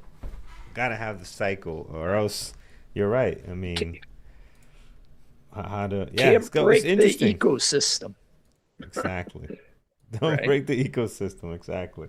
Like, So like you're a company. That's awesome that you're using AI to boost your profits, but at what point do you boost your profits so much by cutting labor that there's nobody to buy your product anymore? right. Yep, the Wall-E universe. There you go. Now, I guess in history that we have had to come at this type of situation in the past. What has taken place? You know, I'm talking about way before me and you, Mike, right? I mean, what has been like the big thing? Like, oh, if this happens, then, you know, who's going to do this? Like, what was the last time we had that? And did it work out as expected? You know, I wonder what that would have been as big as this. I think it was the computer. I think it was Oh, yeah, actually, right. yeah, yeah, actually, Right? yes, the most recent one, In the yes. 70s. I'm not talking about like the personal computer. I'm talking about the big IBM monsters that took Three, up took 600 square Entire feet. data centers. Yeah. Yeah, yeah. for one That megabyte. I think probably did, right? Because I mean, you could look at the what's that show or the movie where the IBM computers started doing the calculations for the rocket science and all that. With the women, Hidden Figures. Yeah, Hidden Figures, right? So Yeah. that's kind of the dynamic I'm thinking, right? You had these big mathematicians and people doing math in the background to calculate all this. And then the computer comes in, and that one computer can basically wipe out that whole department. Like there's no need for. I think that's where we're at right now. Of course, in that movie, which was true at the time, the computer could only do it to like 2 decimal places, and she did all the calculations to 4 or something like that, or whatever it was. Yep. But yeah, that was back in the day, when we were worried about bits and bytes. Now we're doing terabytes. But- Christopher, yeah, I like that comment. Past technologies took over human task. AI takes over human intelligence. That's different. Yeah, there's some of that. There is some of that. Obviously, there's a lot of that. Yeah, this one is a little bit different. You know, it's a little bit different. I always go back to like I think we'll figure it out. Look, cars been out for how long? And I always use this one. People are still traveling via horse as their primary source of transportation, right? So, They are? to this day. Oh yeah. The Amish? Oh, Amish? someone. Oh yeah, they're doing it for The sure. Amish? Oh yeah, go to Pennsylvania. They're all over. yeah. I've Be seen careful. it, right? Don't here hit in them. Austin. Yeah, but In person, other than the Pennsylvania? Amish? I feel if- it's only fringe people that are traveling by horse somewhere. Oh no, it's still primary source of travel. You know. Okay. All right. So I think we'll figure something out. We'll figure something out. It'll be PA is interesting big. to see can AI be truly creative, right? Like, actually conceptualize and create new things. And that'll be interesting. Yeah. Yeah. Friends, hashtag burgers.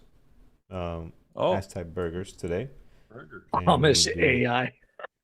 Or I could have went that route too. Yeah. Ben, why'd you retract that, Ben? Amish AI. That was funny. That was funny. Yeah, that was good. But yeah, hashtag burgers, and we'll get our funded account giveaway. It's all set up. It's running, and we'll get that going. Why are we going with burgers?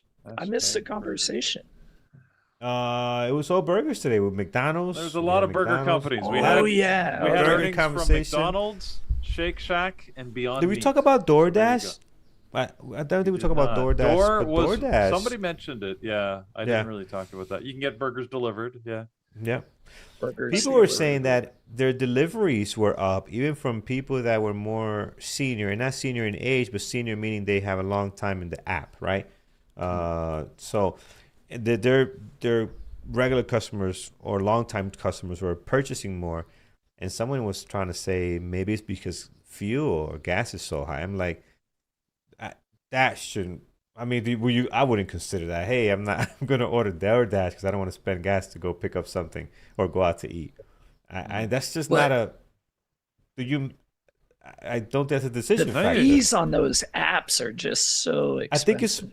More expensive. Matter of How fact, do you when I put- ordered from the Mediterranean place down the block, it's a great Mediterranean place. Awesome halal, whatever they make. It's beautiful. Very good. I look at DoorDash because I'm like, I'm watching the movie. I don't want to get up and stop the movie with my wife. Saturday night, I just want to have it come over. And when I'm done with everything and I look at the fees and how much it's going to cost, something costs like $15, comes out to $30, I'm going to go get it. In fact, when I look at that, it gets it gets my butt up, pause the movie, take a bathroom break. I'm picking up the food. It's crazy.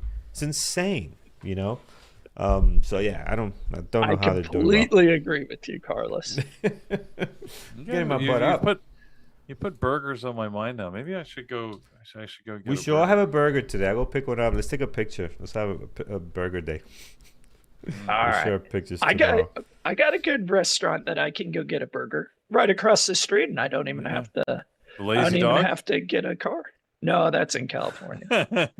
Johnny's Tavern here has some great burgers right across the street. nice. Less than a 2-minute walk. Okay. That's beautiful. All right, guys. Funded account is set. I have 59 eligible users, 90 submissions.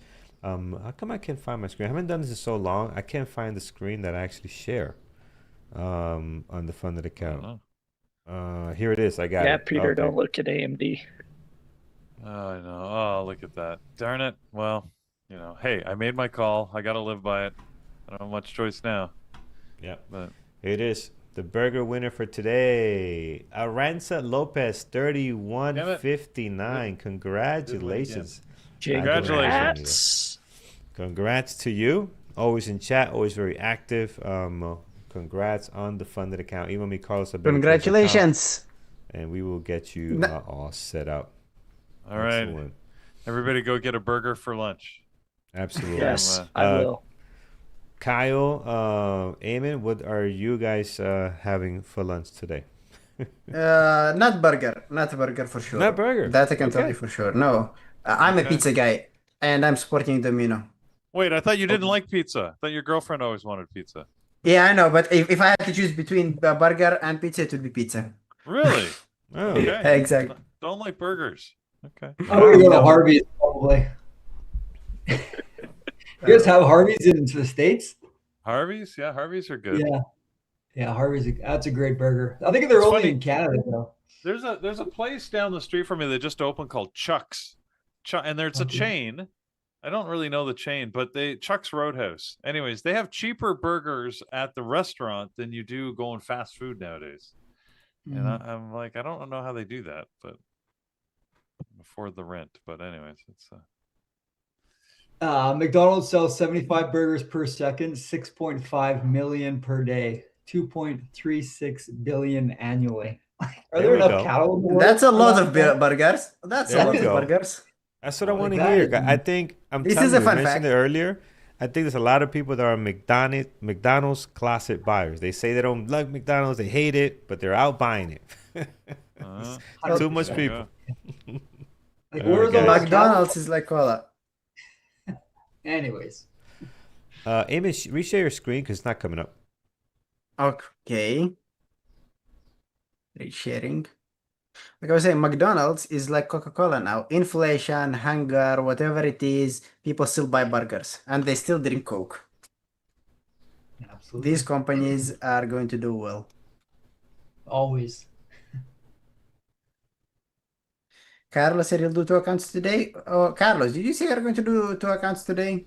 No. I said I was going to ask if we could do 2 today to the gentleman in charge of this, but he's not around till like next week or something. The gentleman in charge of this is paying a lot of money for these funded accounts, so he is worried a little bit about his pocket. So, guys, I bear don't with think that. he's You see, worried, the but I need issue more is that codes. we're not in I need more codes. I need more codes. See, the biggest issue is that you guys at BBT and those who are watching the YouTube, you guys are good traders, and that costs a lot of money. It's not just a random account for a person who doesn't know how to trade.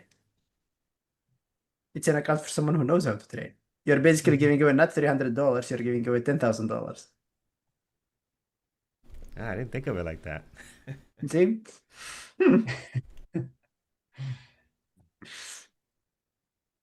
Amy, what did you trade today?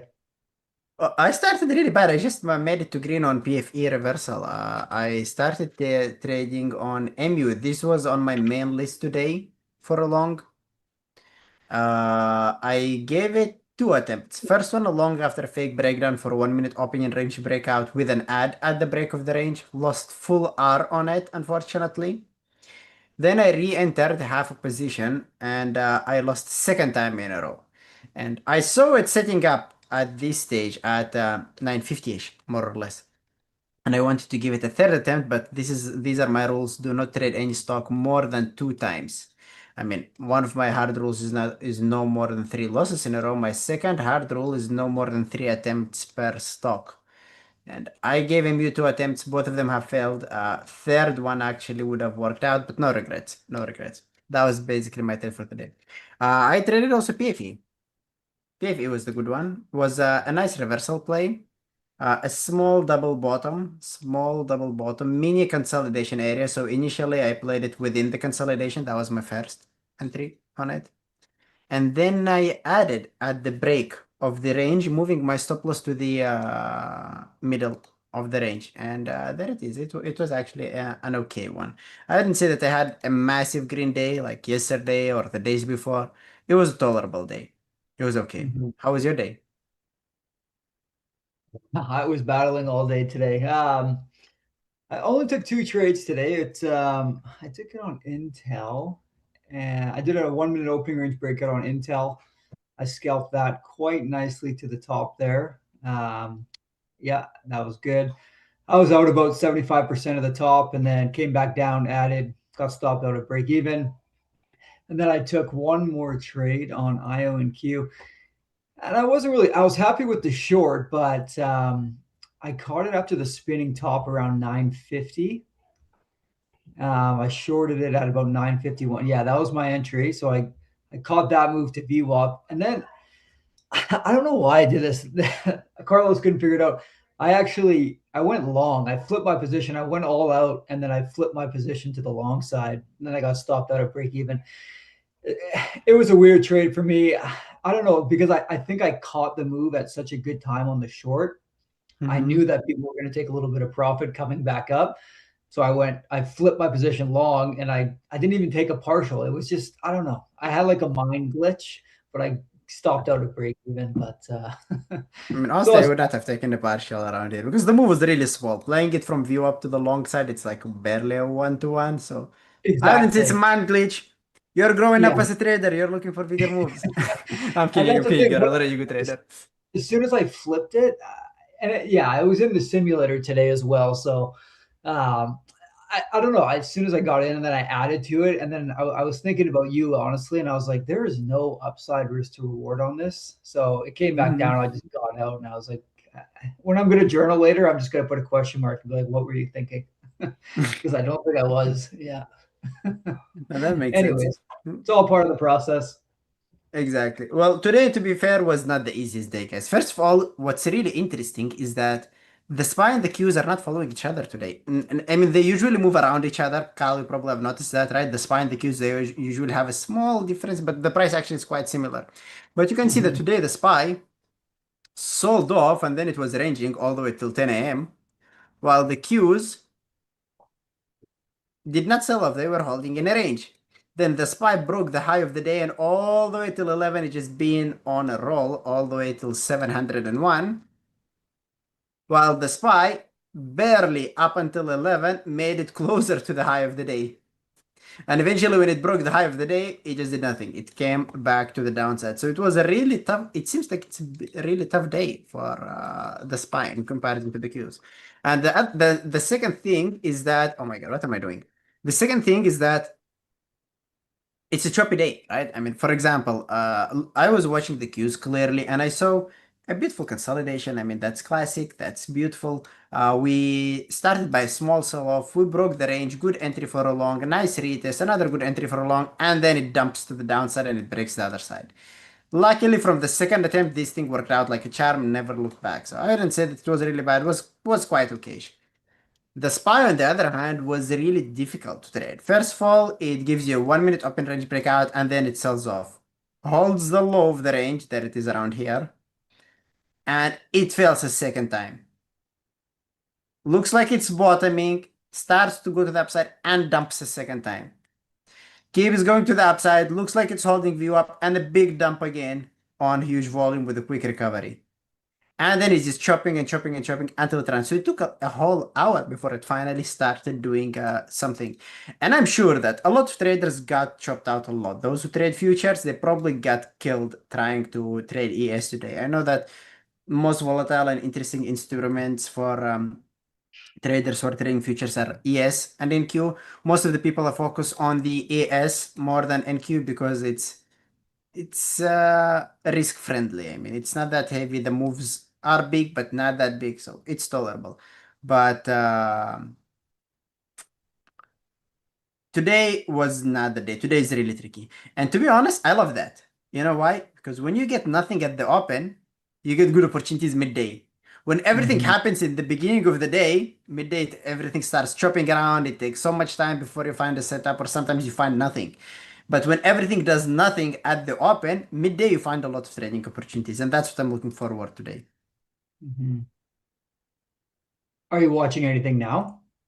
Right now I'm just letting this thing do whatever it does. It's like I said, it's a mess, right? I mean, there is literally nothing. I took this quick trade on PFE. I targeted this area on the 5-minute chart. There it is. See, clear level. That's the only thing that we literally had. It's the 9 moving average on the 15-minute chart, around the 20 moving average on the 5-minute chart. So many confluence areas where I just decided to just sell and be out of this thing. But to be honest, it's not a big day. I'm literally up maybe 1 hour for the day, maybe slightly less, because this wasn't a big trade. I made 2.5 on this thing, and I lost 1.5 on MU. Add commissions to all of that. I'm less than 1 hour green for the day, so you can call it break even. So I want to trade something. I definitely want to trade something. We'll look for some trading opportunities, and we'll probably execute something out. Anything you're watching at the moment? No, like I said, I got chopped up a little bit at the open as well. I was very bullish on IONQ. There's a really big order at 52. But it just never got there. I had a nice 5-minute opening range breakout. I just never took a partial on it. And then when that spinning top came, I went short there. That was my best trade, was that the short there. But in my live account, I got chopped up around 9:45. I had a really good entry on the 5-minute opening range around 9:43, I think, on the 1-minute chart. And I just never partial. I actually added, and then it came back down. So just one of those days. Yeah. And it's a good thing that you know when to admit that you're wrong, because sometimes Atlas could be a tricky thing, guys. It's a good tool, don't get me wrong. It gives you really good signals, good confluence, good bias, helps you identifying your target. But sometimes it's an overkill, right? You see that order and you're like 8 is going to go there. So you try it long here, you get subbed out. You try it long here, you get subbed out. You try it long here, you get subbed out. You try it long here, and then you add here, and you get subbed out, and it just never reaches this $52 area, because Atlas is not a magic tool. It's not something that you need to base your whole trading off. It's a good confirmation, but you need the setup as well before, not fully rely on Atlas. It's just another tool, right? But the price action is king. That's it. Exactly. You build the bias first, you identify the levels. Atlas gives you this extra confirmation and gives you the target, and then you play from there. But to be fair, I mean, INQ doesn't look bad. It doesn't look so bad. It did not sell off. It did not uptrend. The average true range on IONQ is $3. The lowest point is 48.50-ish, which means that it can go all the way up maybe to 51.50-ish at least. That's based on the ATR. Let me double check if that was the ATR. Yeah, it's 3 to 3.5. It can actually make it all the way to 52, which is the big order that you're looking for. And to the downside, this thing can go from 52 all the way down to basically to 48.50, which is basically the low, right? Yep. No, my bad. So the ATR on it out of the gates was almost perfect. Like if it started at 53. 48.50, it came up, and the high so far was 51. So that was almost $3.50 perfectly. Exactly, and that's what I would have used as my final target. I mean, I see the 52 on Atlas. I would have just stretched out because Atlas is sitting there. But the moment I see it, okay, it's trying to go, but it fails. To the penny, trying to go, but it fails. Finally breaks, gets closer to 52, and it fails. That would have been a signal for me to bail on it using the average true range. But anyway, looking at it right now, it's sitting in the middle. It has room to the downside. It has room to the upside. It is still tradable, but I think it would be good to look at it for a reversal to the long side the moment it reaches this area around here. Really good buy zone in my opinion. So if it makes it all the way down here, we can start looking for small or some long trading opportunities. Let's see what you guys are recommending. I could see a few call outs out there. Andrew was looking at Tesla for long bias. Quite a few of people I know were looking at it for long as well. It's not exactly my type of plays, and the main reason around here is the 60-minute chart. You can see the downside. The downside is that it started the move during the pre-market. 1, 2, 2, 3. 3 candlesticks in a row. And we know that after 3 candlesticks, this was basically the third. There it is. This is the third. And I usually want my entry to be within candlestick 1 or candlestick 2, not 3. Knowing that this is 3, I was afraid of a reversal. I didn't know how far this thing can go. So even if I played it long around here with the stop loss down here, that's my R, I would not have got my 4 Rs that I'm looking for per trade. So it never would have given me enough money. The ideal play on Tesla would have been probably for a reversal after you get a reversal candlestick, which is here. That's our reversal candlestick, which is candlestick 4. Now you want your entry to be closer to 415. You draw the full range for the day. There it is. To the short side, you want your entry to be above the middle. To the long side, you want your entry to be around the lowest middle. But since the buy is to the short side, I would ignore all this bottom around here. But if it makes it up here, for example, we can start looking for short trading opportunities. I think this area is not a bad area for a short. If it makes it, this zone around here looks like an interesting zone. I'll place an alert. And if it reaches it, we'll take a look at it one more time. Someone is also calling Amazon. What do you think about Amazon? Do you like it? Does it meet your trade criteria? I think Kyle is busy on the side. So let's take a look at Amazon, guys. Amazon looks interesting on the hourly chart. We are at the low of the range. Jules called it. Good call out, Jules, by the way. Hourly wise, it looks interesting. 5-minute wise, I don't know. Need a double bottom. So let's wait for it to reclaim the level. And if it ends up holding it for a second time, it could be played to the long side. Now look at the downside, Jules. The downside is that this thing did not make lower lows and lower highs all the way to this level and then double bottom around it to play to the long side. The downside is that it went to the downside, it consolidated, and it broke the consolidation, and now it's bottoming. So even if you play a reversal on it after a double bottom on the 5-minute chart, you'll be going against strong level. And it could form another range below this range. That's the thing that I don't like about Amazon. So even if it sets up, I'm not sure I'm going to be trading it. Do you like this one, Kyle? Amazon, I wouldn't touch it. If anything, I kind of have my eyes on NVIDIA right now. NVIDIA? Yeah, it had a really nice morning. I missed that. There's a bunch of guys in the chat room that took this trade. I don't know. If anything, I think this is kind of a short here, but still consolidating in this range from around 10. I'm really trying to look at the higher time frames around this time because I'm such a momentum scalper. Like in the mornings, it's so important for me now to drop down to the 5, 15, the 30, and really analyze the range. Because the moves aren't as quick, right? So it's something that I'm working on for sure. But yeah, if anything, I think NVIDIA is a short here. What are your thoughts? Yeah, it's really tough to be fair. First of all, Atlas wise, it is strong. We see that. If we take a look at across multiple time frames, the daily chart on it is strong. It has room all the way to 215, 220. The hourly chart still has some momentum in it. That was our base, which is the beginning of the move. That was the breakout area, and it went to the upside. So it still has momentum on the hourly chart to go to the upside. 30-minute chart needed to make a pullback. That is 1, that is 2, that's 3. So it needed to make a pullback, and it did the pullback. So 30-minute chart is ready for a long as well. 15-minute chart looks also ready for a long. We had the 1, we had the 2, we had the 3, and it made a pullback. So it is setting up for a long. Now let's take a look at the 5-minute chart. 5-minute chart is short. I totally agree with Kyle because we had a consolidation, we had a breakdown, and then this could be a retest before the drop. So hourly, 30, 15 are long. 5-minute chart is still short. We need the 5-minute chart to set up for a long if you're looking for a long. For a short, we already had the short, which was this and which was this. So that's it for now. Guys, I'm sorry. Someone is knocking the door. Maybe it's the burger delivery. So give me a minute. I'll be back in a second.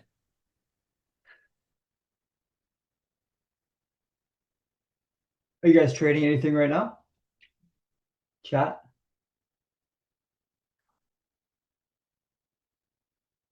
Pizza delivery. That's right. AMD short. Okay. Tesla short since VWAP. Let's have a look here.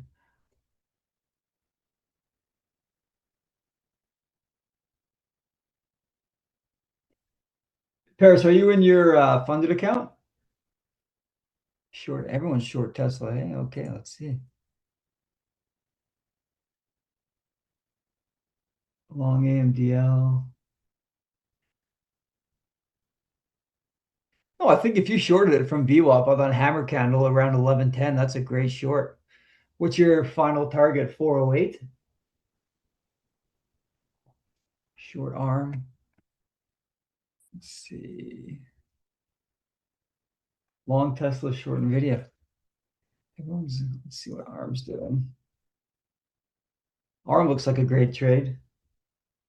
217, 3 candles. My only hesitation with ARM is that the 200 and the 50 are coming up. So that's a strong resistance. But you're on S3 on your CAM pivot. So yeah, just hold it. What's your target on that for your ARM trade? Guys, I am back. Sorry about that. Oh, that's okay. So, what did I miss? Tesla. Everyone seems to be shorting Tesla here. I think, yeah, 408 is a good target on Tesla. Let's see. Well, you guys are brutal. Shorting Tesla? What did Tesla do? It makes sense, to be honest. Yeah, it has room to the downside. You're right. 408 looks good for quick momentum. Scalp to the downside. Could even make it lower, maybe all the way to 406.50-ish. Oh, So there you 406.50-ish, yeah, this thing is Holy. it looks good. Yep. Good job, guys. Nice call out. Look at the SPY too. The SPY, you see, if See. something's struggling for a whole day, that's a sign. And we brought now, by the way, guys, this is something that I'll be probably looking for. If the SPY makes it back to 735.40-ish and holds, I might actually play it to the short side. But this consolidation area during the pre-market, I don't know if it was held yesterday. No, it was not held yesterday, only during the pre-market. We did break above it, and we failed the retest. It recovered back to the downside. That's what we call a fake breakdown. That's a breakout. That's a clear fake breakout. Now, what's the downside? The downside is that we have a fake breakout and we have a fake breakdown. These ones usually end up chopping for the whole day. That's what I do not love. But if we manage to short it around here, having stop loss somewhere around here, we will have enough room for a target all the way down here. That's what I'll be looking for. Let's see if there is something that's following the SPY that we can trade. Not Apple, not NVIDIA, not MU, not Tesla. Do you have anything that's following it? Anything, guys? Let's see, anything around here?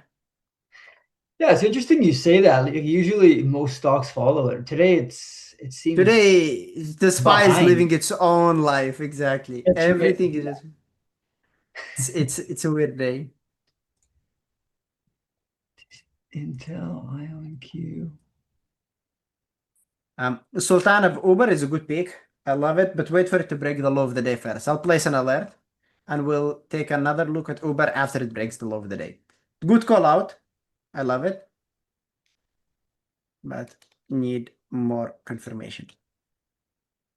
Hey, but do you have the ATR on your charts, like where your volume is, or no? Oh yeah, this is my trading layout.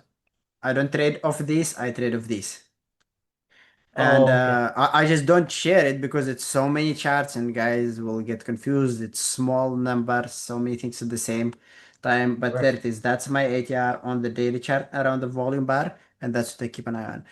This Got it. here is just a streaming layout. Nothing that hurts the eyes. It has Atlas. It has at least 3 time frames to give at least some of the idea about any Yeah. stock we take a look at. Yeah. This is a streaming layout, not a trading layout. Got it. Okay.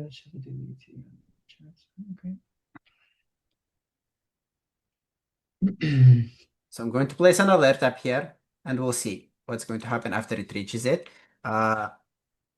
ASTS, I don't like it much at the moment.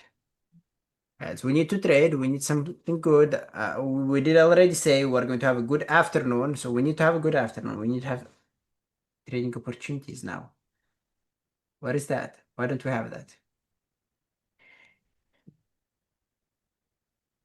Candy, usually I have 3, but after I moved into a new house, it's 2 because this table is so annoying.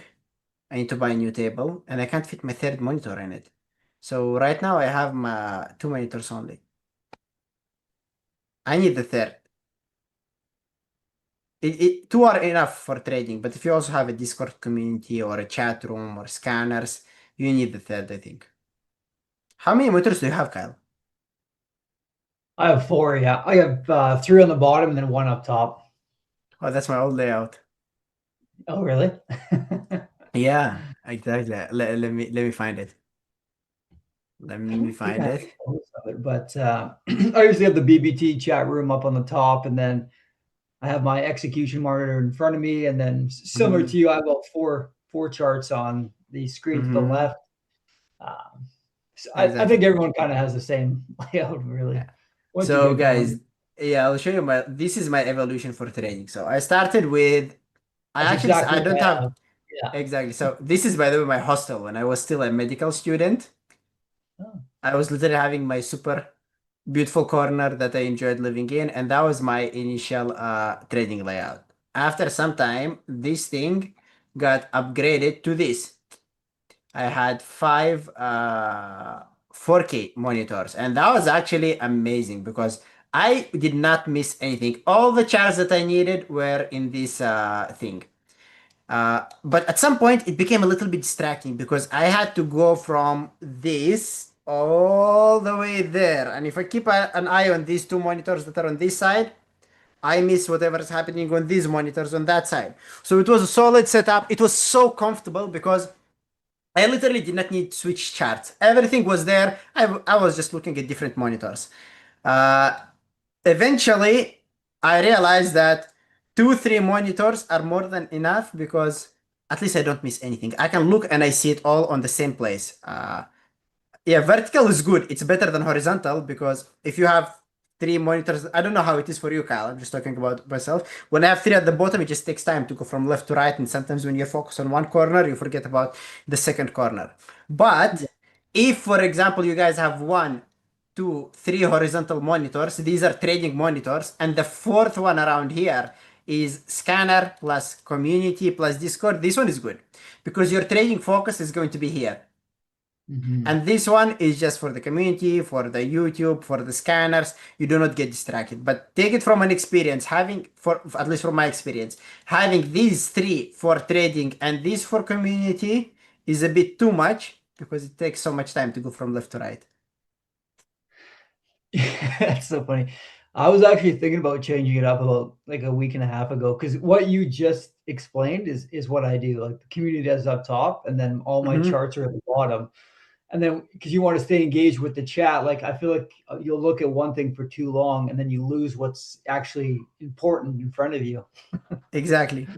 Exactly. Wow. So I think it's kind of comfortable if you have these monitors for trading and this one for committee. But then another thing, how high is this monitor? If you literally have to lift your head up, you're going to miss it. So they need to be kind of your face needs to be somewhere around here. That's where your face needs to be so that you don't miss anything. So it's also Yeah. about fixing the height of the table or the chair. Yeah. Big one So many curve variables. screen. And then you have to trade on top of that. Exactly. So don't overcomplicate it, guys. I mean, I like the hype. I like the monitors. Like 4K monitors was my limit, but then I'm like, it's too much, and I literally cut it down all the way till uh, one gaming monitor. I do gaming when I have free time, and one 4K monitor, which is horizontal for trading. It's like this. Right now, I'm planning to add my third monitor back, but there is no space in this table. I'll need to fix a few things around. You know the biggest issue when you move into a new house or a new apartment, you've all been there. You think about how beautiful it needs to look. You order some things, you order some furniture, and I forget about the practical part. So I ordered things that look good, but it's not practical because now I can't fit my third monitor anyway. And I'm thinking, what should I do with this furniture right now? So that's the biggest downside that I did. 49.50. I'm kind of looking at IO and Q here. It's come down to that range we were talking about, 49. Maybe a little bit lower. We should wait, but Yeah, I think a double bottom would be safer because at this stage it could make a reverse ABCD and continue going lower. We need to exclude that possibility. It can bounce and go higher, but it could still make a bear flag. Now it's 50-50. Like I say, when I see situations like this, it's equal to taking a coin, flipping it, and then going on whatever side is falling. There is not big edge around here, right? Right. There is something, but it's a 50-50. You want 75 to 25 probability when you're trading.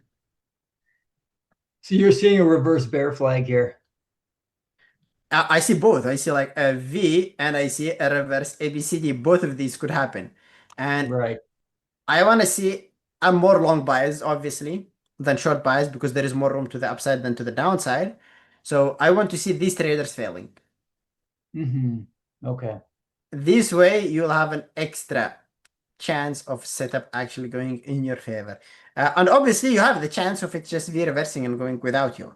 But we want to trade something that has a higher percentage win rate. Miss 3 setups and catch one good setup rather than taking 4 setups. 2 of them work, 2 of them fail. Yeah. Okay, so we wait. Let's wait. Patience. Yes. Patience. Exactly. Oh, there it is. So the spy hit this area. Why didn't my alert get triggered? I had an alert. Oh, I had it, but it had no noise. You were picking I up don't your know. pizza. I was picking up my pizza, yeah. I'm kidding. It was my wife. She forgot her keys, and I locked her out.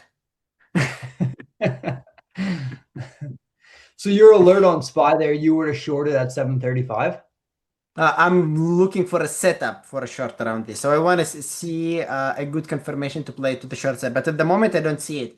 At the moment, what I see is a solid 15-minute candlestick with a solid hammer with a big bottom wick and a solid green candle. So it's not exactly a bearish setup at the moment. It looks like it could still rip to the upside.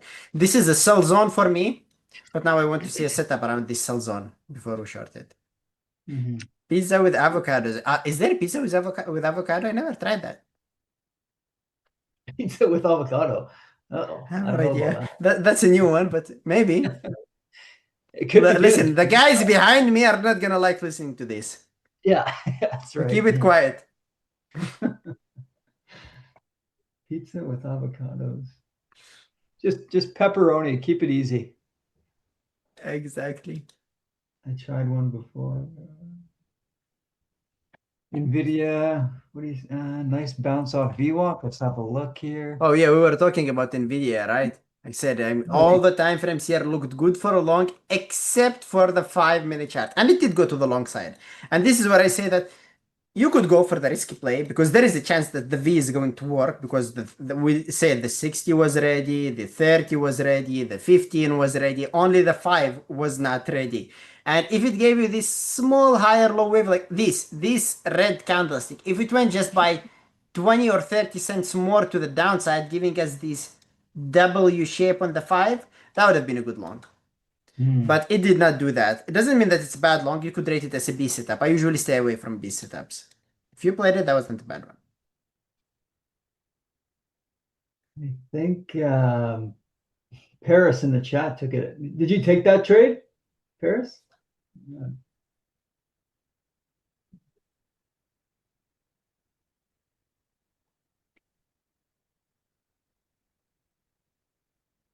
Oh, CRWV earnings. Yeah, that would be actually an exciting one. We talked about it during the pre-market. It's going to be it's going to be interesting.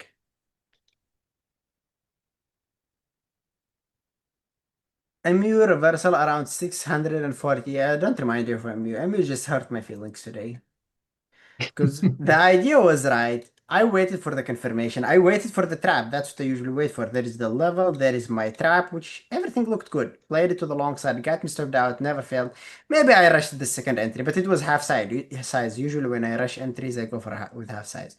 Failed the second time. Then it gave the actual fake breakdown, which is here. And I knew that I need to enter bet.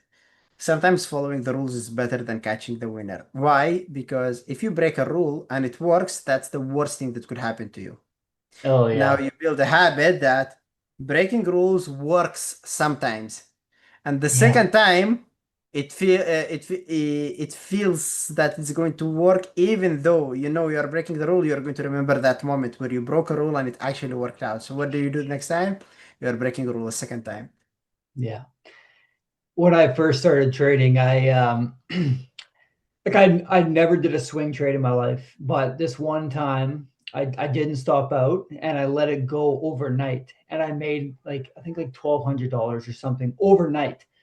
So then in my mind I was like, okay, well that can be possible sometimes. Did it again, boom, like I lost like $3,000.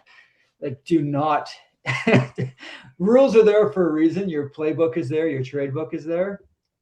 Do not break your rules, because exactly what Eamon just said, the one time it works for you, in the back of your mind, in your subconscious mind, you know that it could work, but it doesn't all the time. And when it doesn't work, it will blow up your account. Just be very mindful of that. Exactly. Yeah. Exactly. So sometimes it's just better to accept the loss and move on, because you know that when you break, rules are there and they're built the way they are. I mean, obviously your rules we all have different rules, because you know that they following them works more than fails. That's why you stick to it. They're The there to moment you protect start, you and to protect exactly. your account. Yeah. And I usually Sorry, say that you wanna trade within this comfort bubble. It's not like in real life where they tell you step outside your comfort zone or think outside the box. In trading, it's not like that. In trading, you need to be inside your comfort zone, inside your bubble. Why is that? Because your bubble is something that you've already backtested. You know that I have a 40% win rate, I have 60% loss rate. My winners are giving me a 4-1, my losers approximately 0.5, for example, or half an hour to 1. So you know that these are your stats. And as long as you're sitting and trading within your comfort zone, within your bubble, that's what you're going to get. And in the long run, it works. The moment you start getting outside this bubble, it's a danger zone. It's a zone that you did not backtest. You still did not explore this area. And sometimes it works. You hit the right thing, and sometimes you step on a mine, and more than often you'll be stepping on a mine. So you will be getting these you'll be ruining these results that are backtested, and then you're sitting and wondering, why did my win rate drop? Why did it drop to 20% from 40%? Or why my winners stop running a lot? I used to get 4 hours per trade, and now I'm getting barely 1 or 2 hours per trade. It's because you're stepping outside of this comfort zone. In trading, you need to actually stay there. You need to explore before you move in. Mm-hmm. I was going to ask you, I know Abby's not with us anymore, but that 8 a.m. candle, do you take that into consideration for levels at all? Not always. Sometimes it gives you some nice weeks, some kind of levels, because this 8 a.m. candlestick is brokers or institutions exchanging shares. You're never going to get filled within these weeks, but it's still an area. It's still a level. that has been formed because these are the zones where institutions or big players or brokers exchange some shares. You treat it as a level, but that's all. And it's nothing magical. It's similar to any other level because this level could be held, could be not. And same thing, the ATM candlestick level could be held, could be not. Treat it exactly as any other level out there. Mm-hmm. Okay, thank you. Ayman and Kyle, which strategy do you apply the most? I am one of the traders who trades a lot of strategies. I trade open range breakouts, 1, 2, 5, 10, 15-minute candlesticks. I trade ABCD patterns. I trade parabolic reversals. I trade mountain pass, range plays, literally trade everything because all my pinpoints, all my strategies are placed around the concept of multiple time frame analysis and reading price action. I build the bias, I identify the direction, I pick the good level, then I wait for a setup around this level. That's what I do. That's why I don't limit myself to one particular strategy. But I still have them broken down in detail. I know what my entry criteria for parabolic reversals. I know what's my entry criteria for range plays. I know what my entry criteria are for breakouts, etc. I know what my partial criteria, adding criteria. I have all my risk management rule broken down for all different setups. But building the bias is similar. Across all of these setups, I have one thing in common, which is building the bias using multiple time frame analysis. A lot of traders, when they start trading, they focus on this strategy. I need to build a strategy. So they pick a strategy, they build a strategy, and they trade a strategy. Strategy is not the most difficult thing to learn. It will take you like a couple webinars and you learn the strategy. But when do you apply this strategy and when do you avoid it? That's the thing that takes the most time to learn. And that comes from looking at multiple time frames, right? And marking your pre-market highs, lows, previous days, levels as well, right? Like take the time to learn that. And when you do that, you'll find yourself a little more successful because you can hold your targets for longer. Like you know where the liquidity lies, right? In all these levels, that's where pools of liquidity are. And that's what you really want to target. And then you use your strategy to try and target those zones. Exactly. And again, you don't really need to do it the way I do it. For example, I know that Kyle back then probably did not use the 60-minute, the weekly, or the daily, but you still did your own time frame analysis, at least pre-market levels, the overall pattern, where it's sitting at around VWAP, what do you have around Atlas. So he's not trading his strategy blindly. He has his own things that he's keeping an eye on for the move that he is looking for, right? Maybe That's not full day trend, just a quick scalp, but you built your strategy around the time frame that you are watching. That's why maybe it's not a big run, it's more of a scalp or momentum. It's did you see the S&P traded 2.6 trillion in call options yesterday? I didn't see that actually. This is a good info.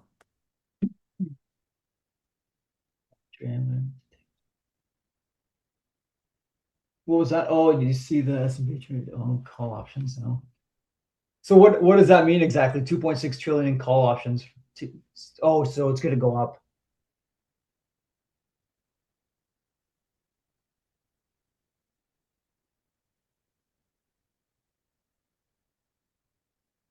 Okay.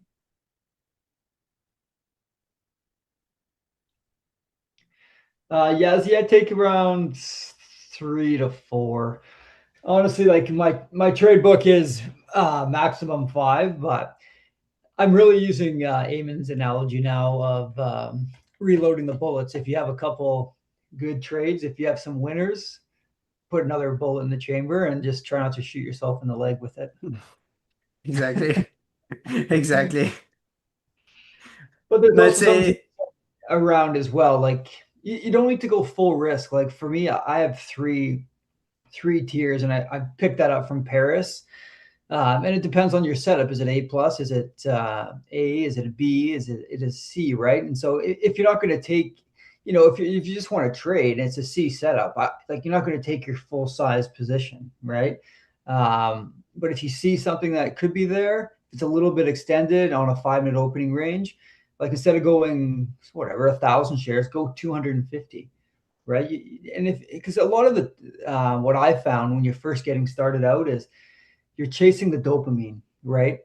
And you feel like you need to trade. Oh, I need to trade. And you want that dopamine hit. But you don't need to risk your full size position just to get it. Like if you just want to make a trade, either just do it in a sim account, don't do it in your live account to get that quick fix, or just take 30% of your full size, right? And then get out and just manage your stop loss. Like for me, in my personal account, I have a max loss. So if it hits that, okay, then I'll just switch to sim and I'll go in a simulator for the rest of the session. But having a max loss for me, because I'm only I'm 3 years in, but I'm still learning. Like look at my trade today, like the short on IONQ. I went short, partial, made about 2 Rs, and then I flipped to long, right? And I never really do that, but so I broke a rule there. But you need to sit down at the end of the day and journal and be like, why did I do that? Like, what was my thought process? Sure, I knew I was in a good short. So like you look at the volume on that, like it was everyone was selling. So I knew people were going to take a little bit of profit coming back up. So I flipped along, but that's not in my trade book, right? And so that happens in trading, right? And that just comes with discipline and time. Like you look at Eamon, he never does that. You know what I mean? Like sometimes I'm sure he does a little bit. And I don't want to speak for him, but just looking at his trades, like his risk management is right, almost perfect all the time. And that just he's been trading for 10 years. Like, so that comes with time and experience. So, yeah, I think 4 trades a day. There's another rant. No, yeah, I think for trades is something similar to what I do. For maximum 5, maybe. It's not because I do not want to take more than that. It's just that it's really difficult to find 5 perfect opportunities a day, right? It's easy to take 5 trades a day or more, but it's difficult to find 5 perfect opportunities a day. By the way, this formed slightly decent setup to the short side. You see how this sell zone that we are talking about held? I just wanted to see one small top on the 5-minute chart. So if the 5-minute chart recovers, by the way, within the next 10 to 15 minutes, I'll look for a short on it. It's almost ready for a short. So, and this was said, you first build the buyers, and we already have that. Buyers is short. Second, you identify the sell zone. You see, we said it's not a level, it's a sell zone. And we seem to have identified it really well. And finally, you wait for a setup around it. So maybe one more lower high, and that's what I will take for a trade. Probably it's not going to happen during the YouTube session, but if it happens during the BBT session, I'm going to take it. Anyway, back to what we were talking about. Like I said, it's easy to take 5 trades a day, but it's difficult to take 5 perfect trades a day. The market is just not going to give you so many perfect opportunities. You need to be there for them, you need to hunt them, and when they are there, you just jump on them. And that's you do. Yeah. A couple questions here. Maddie, we have automatic risk calculator? Yeah, so inside the trading terminal, if you're referring to the funded account, just on the left side, you can go where it says fix risk, just put your risk in there. So if you're just starting out on the funded account, it's 12,500, right? So I would risk 1%. So you can put $125 in there and then hit the bullseye, and that'll then select on the chart where you want to enter, and that'll automatically give you the shares that they recommend for that stop loss. That's actually a really good feature. I'm going to show you guys how this thing works, because a lot of people actually get confused on how to use this thing. So that's exactly what Cal was talking about. You see this here, fixed risk. You decide what's your dollar risk per trade is going to be. Let's say you want to risk $50 per trade. You choose that, and then you hit this button around here. And now it depends on whether you want to go long or short. Let's say you want to go short and you want your stop loss to be 290.23.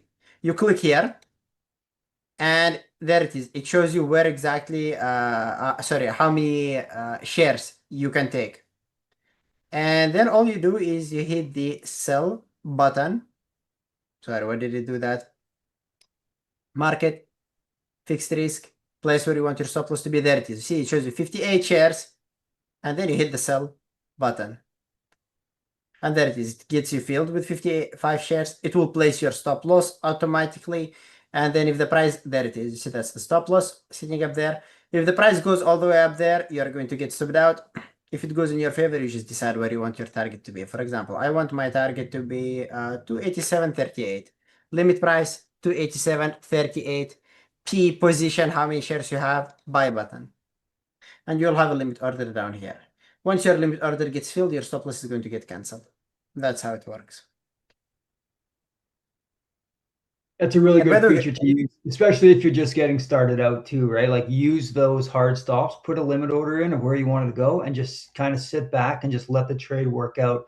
Don't move your stop loss. Just kind of let the process work out. Screenshot it, journal it later, and just sit back and let the trade do what it's going to do. You know, a lot of trades, when they start trading, they just trade a fixed share size. They say, I'm going to start small. I'm going to take 10 shares only. But then you end up taking 10 shares of SNDK. And these 10 shares would cost you thousands, right? And then you take 10 shares of AAPL and you end up making less than $1. So it's not That's about small amount of shares. A lot of books tell you, start small, take a few shares. Don't take few shares. That's wrong. right. Decide a fixed dollar risk per trade, and then share size. Choose your share size based on the average true range and based on how much the stock runs per minute. Right. Yeah, Z, do you have a max loss for your funded account too? I don't believe there's a max loss feature for the funded account. Can you talk about your risk management for it? Yeah, so my success in the funded accounts have come because I start off slow with it. Because your drawdown's only set to $2,000, you really want to be tight around your 1% rule. And then, you know what, even a 0.5%. Work on your strategy, build your trade book. It's not there to make money. Like Andrew says all the time, like it's nice if you do, but it's more about the education of it and getting inside Bearable Traders, the community, sitting in these sessions with Eamon, John, being a part of the morning show, right? And just enjoying the process, because it is a process and you're not going to, you know, I've been lucky with it because I've built my playbook now and my strategy because I've gone into peak capital, and this is my 3rd year trading, and it's taken me this long to start getting profitable. But yeah, my success is starting off slow and then gradually increasing my risk, not a lot, by about $25 to $50 about a month in. And once you've kind of built a bit of a buffer, then you can, you know, go a little bit loose with it. But if your goal is to be a trader, it is very important that you take the time to build your trade book and screenshot your trades. What are you targeting? And that's a big thing too. It's like, okay, you're doing a 1 minute opening range breakout here. What are you targeting? Like, okay, is it just based off your market atlas? That's fine. Journal that. Journal your thoughts. Journal, did you have a good sleep last night? Were you drinking? Things like that, because all that plays into your mindset, right? And for me, sitting down in the mornings and charting things and just being a part of the morning show, it's all part of the process. And you need to have a clear mindset when you're getting into trading. Do you drag? Sorry, go ahead. Yeah, no, there is a question for you. What's the base for your 1% daily stop loss? Is it the 2K? I mean, yeah, you can go for that. Job. Sorry, what's your base for a daily stop loss? So when I first started, yeah, so I would have risked $100 per day. So then you get 20 trades before your account is blown up. And if you take 20 trades, you don't make any money on them, you're not, your strategy is not there. It's not working for you. Exactly. I mean, if you take 20 trades and you can't catch winner, there is something wrong, not with the market, it's with your strategy. So the first thing, you need to work on your strategy. By the way, Didi, welcome to Lambos and Garbage Trucks. Thank you for supporting the channel. By the way, guys, hit the like button. If you enjoy these sessions, I mean, it's really helping and supporting our channel. And thank you, everyone, for drag our stop loss. You cannot, I don't think you can, maybe Eamon can follow up on this, but I don't think you can drag your stop loss. You can put it to break even in the trading terminal simulator, but there's no manual stop loss. Like you can't. Yeah, not yet. I mean, there is still a lot to be fair, guys, there is still a lot to improve on trading terminal simulator. and the funded account, but it's a work in progress. But for those who have been sticking around with us for a long time now, you've seen how fast this thing progressed from where it's been like 5 years ago, or 2 years ago, or 3 years ago. Sorry, not 5, maybe 3 years ago. That's what the simulator was there. So the progress is really big. It's really big, and it's going to improve even more and more and more. And you're getting a lot for $99 subscription on Trading Terminal. You get scanner, you get journal, you get atlas, you get educational material, you get news, you get literally a lot just for 99. It's an all-in-one thing. So see, guys, this was actually clean on the SPY. It's a bit disappointing that did not give you the entry, but remember what I told you.